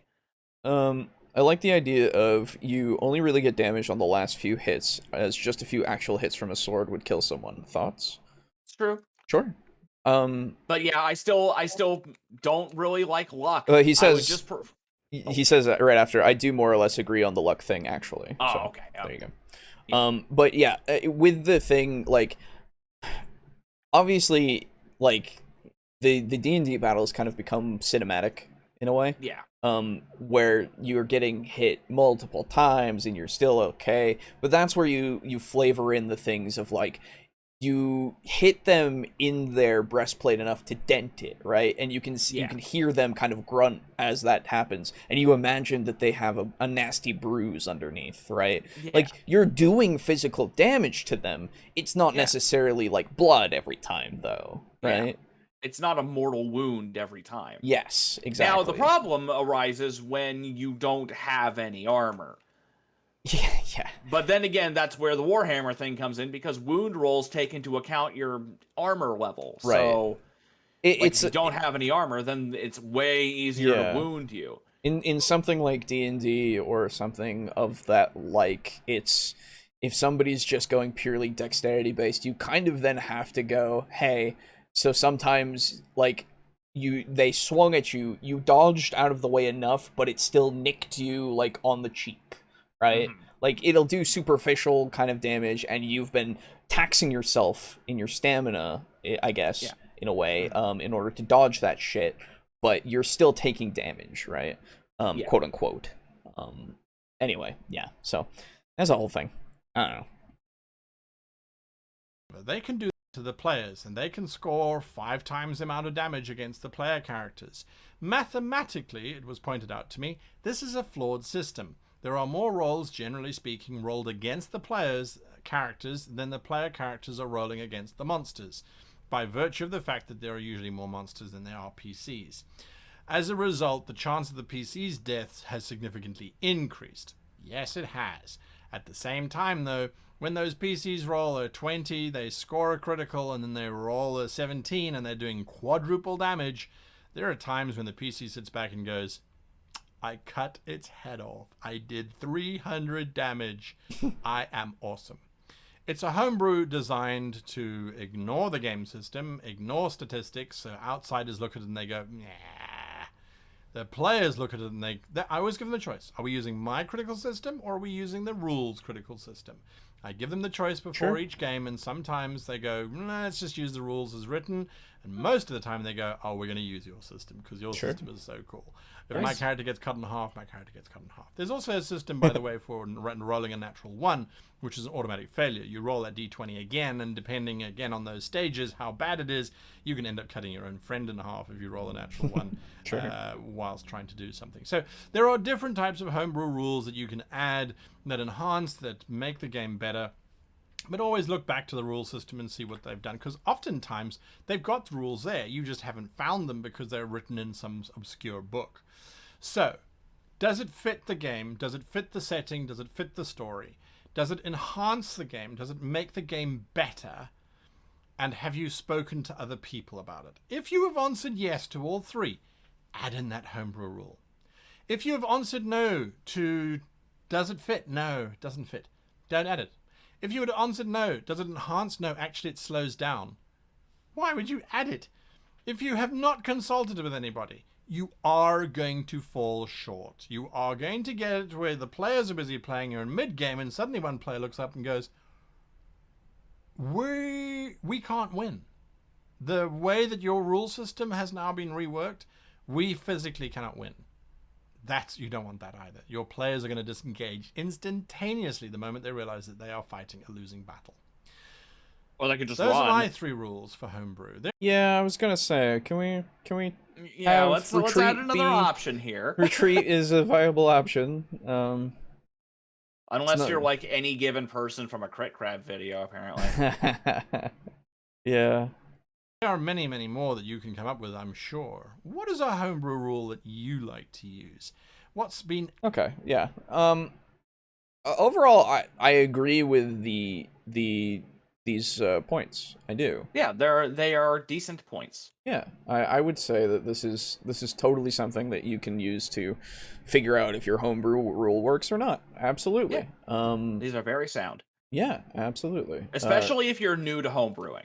Yes. Because a lot of this stuff, at the end of the day, if you're familiar with homebrewing and like you're familiar with how to create a cohesive setting and you're a competent GM, a lot of these are fairly obvious things to do. Yeah. But yeah, I does find not mean it that they are bad. No, I find it interesting that D20 is a spin down die. Why would you? D20 is a spin down die. You see on the screen right now, the 2019, 18, 17, 16. That's a spin down.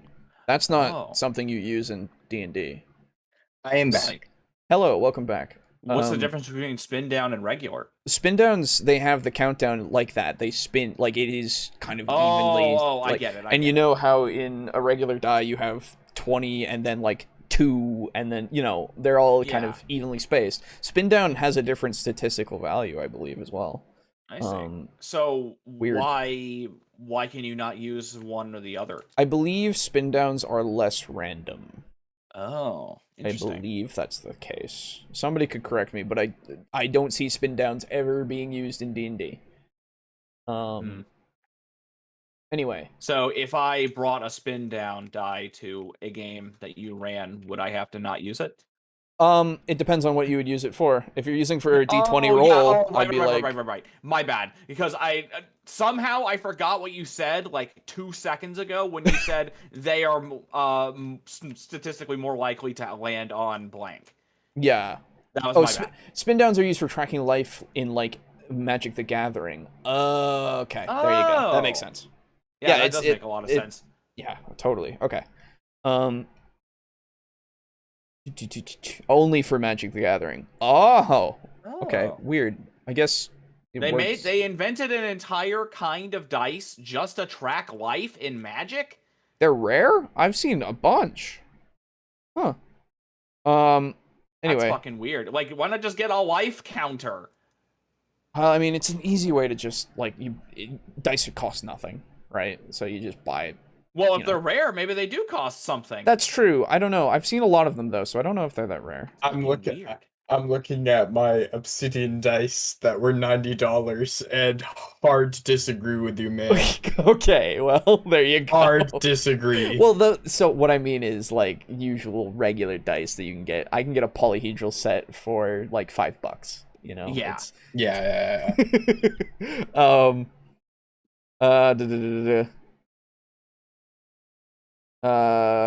Okay, so I missed a couple of things. I've thought of ways to do cinematic battles as a GM. Sometimes I have not yet actually tried, or something I have not yet actually tried is taking notes on what happens each round, then at the end of each round creating a cinematic scene where everything happens at once. Sure. Oh. I hope your players are okay with taking the time to recap everything that they just did.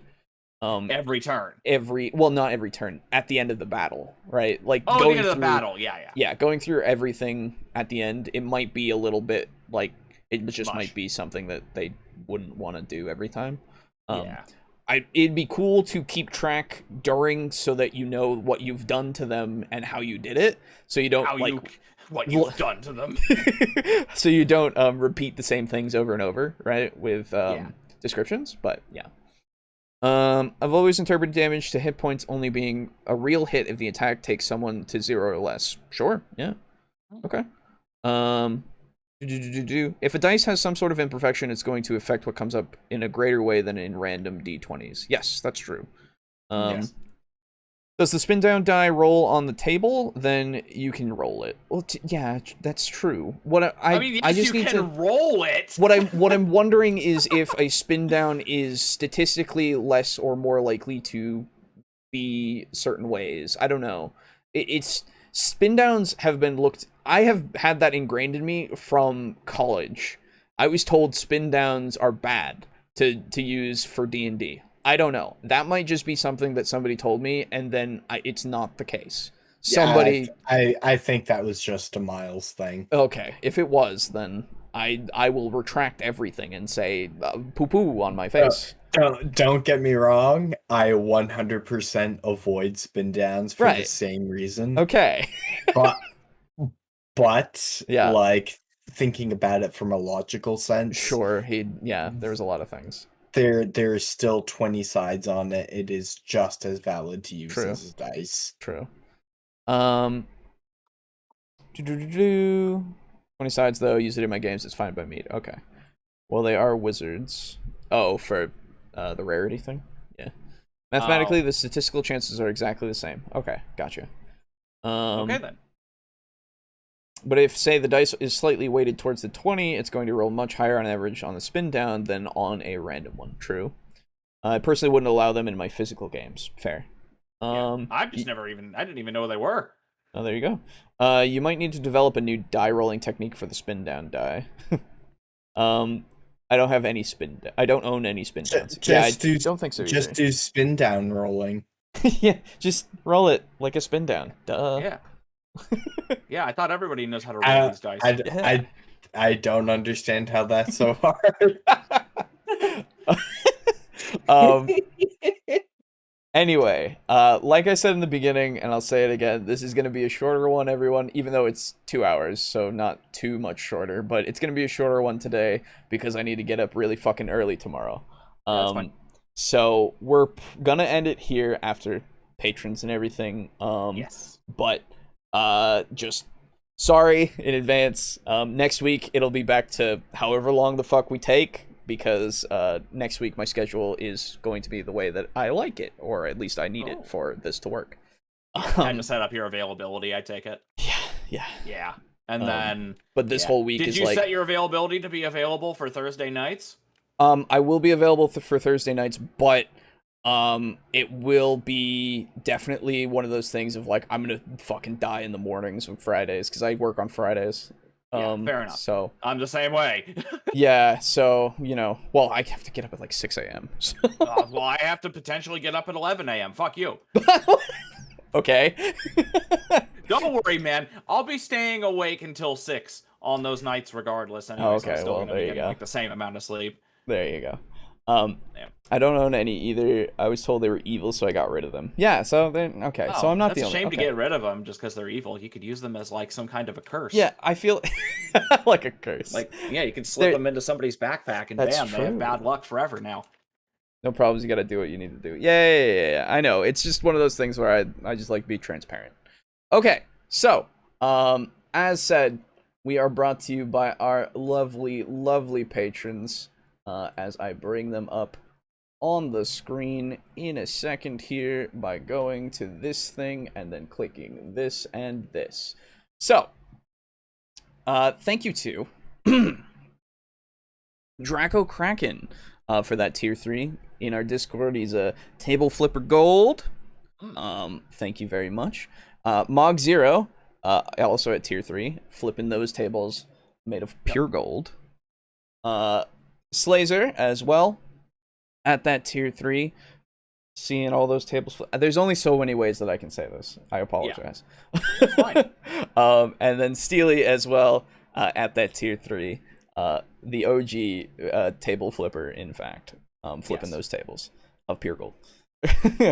Then we have Drake Cross, which I did change your role in the Discord because it never did change, but you are now a silver flipper. Fucking oh man, there you go. It took me a long time and I apologize for that, but hey, you accomplished it. You're there now. You should have given me more shit. Then we have Chris, tier 1, flipping them bronze tables. Thank you. Frozen Spaghetti as well, at tier 1, and Kill Chrono ending it off at tier 1. Thank you very much. If you want to support us through the Patreon, please only do so if you can and if you want to. Excuse me, you can find us at patreon.com/tabletalkdnd. you'll get access to early stuff. The episodes will be right there for you early. So hopefully you know that's something that you might enjoy before anybody else can. Other than that, we have the logo that you can get. We still don't have the new art yet. It will come. It's just my artist friend is having some difficulties with life. So all the artists seem to be. Well, you know, but I know him personally, so I know some of the things that he's going through, and it's not a fun time. And now he's working as well, like actually working. So yeah, he's got a lot of shit to go on. So it'll come when it comes. You'll see. Yeah. It'll be great. Anyway, that's it for that. If you're new, think about subscribing, think about liking, think about commenting, all that shit. Ring the fucking bell. Whatever. Like 10% of you aren't subscribed. Let's make it 100%. I don't know. Let's make it 100%. Yeah. You know, that sentence implied that you wanted everyone to unsub. What? Oh, shit. Yeah, you're right. 10% of you are unsubbed. Let's make it 100%. No, okay. Yeah, you're right. Other way around. 90% of you are subbed. Let's make it 100%. Whatever. There we go. Fucking shut up. Yeah, no, that's fine.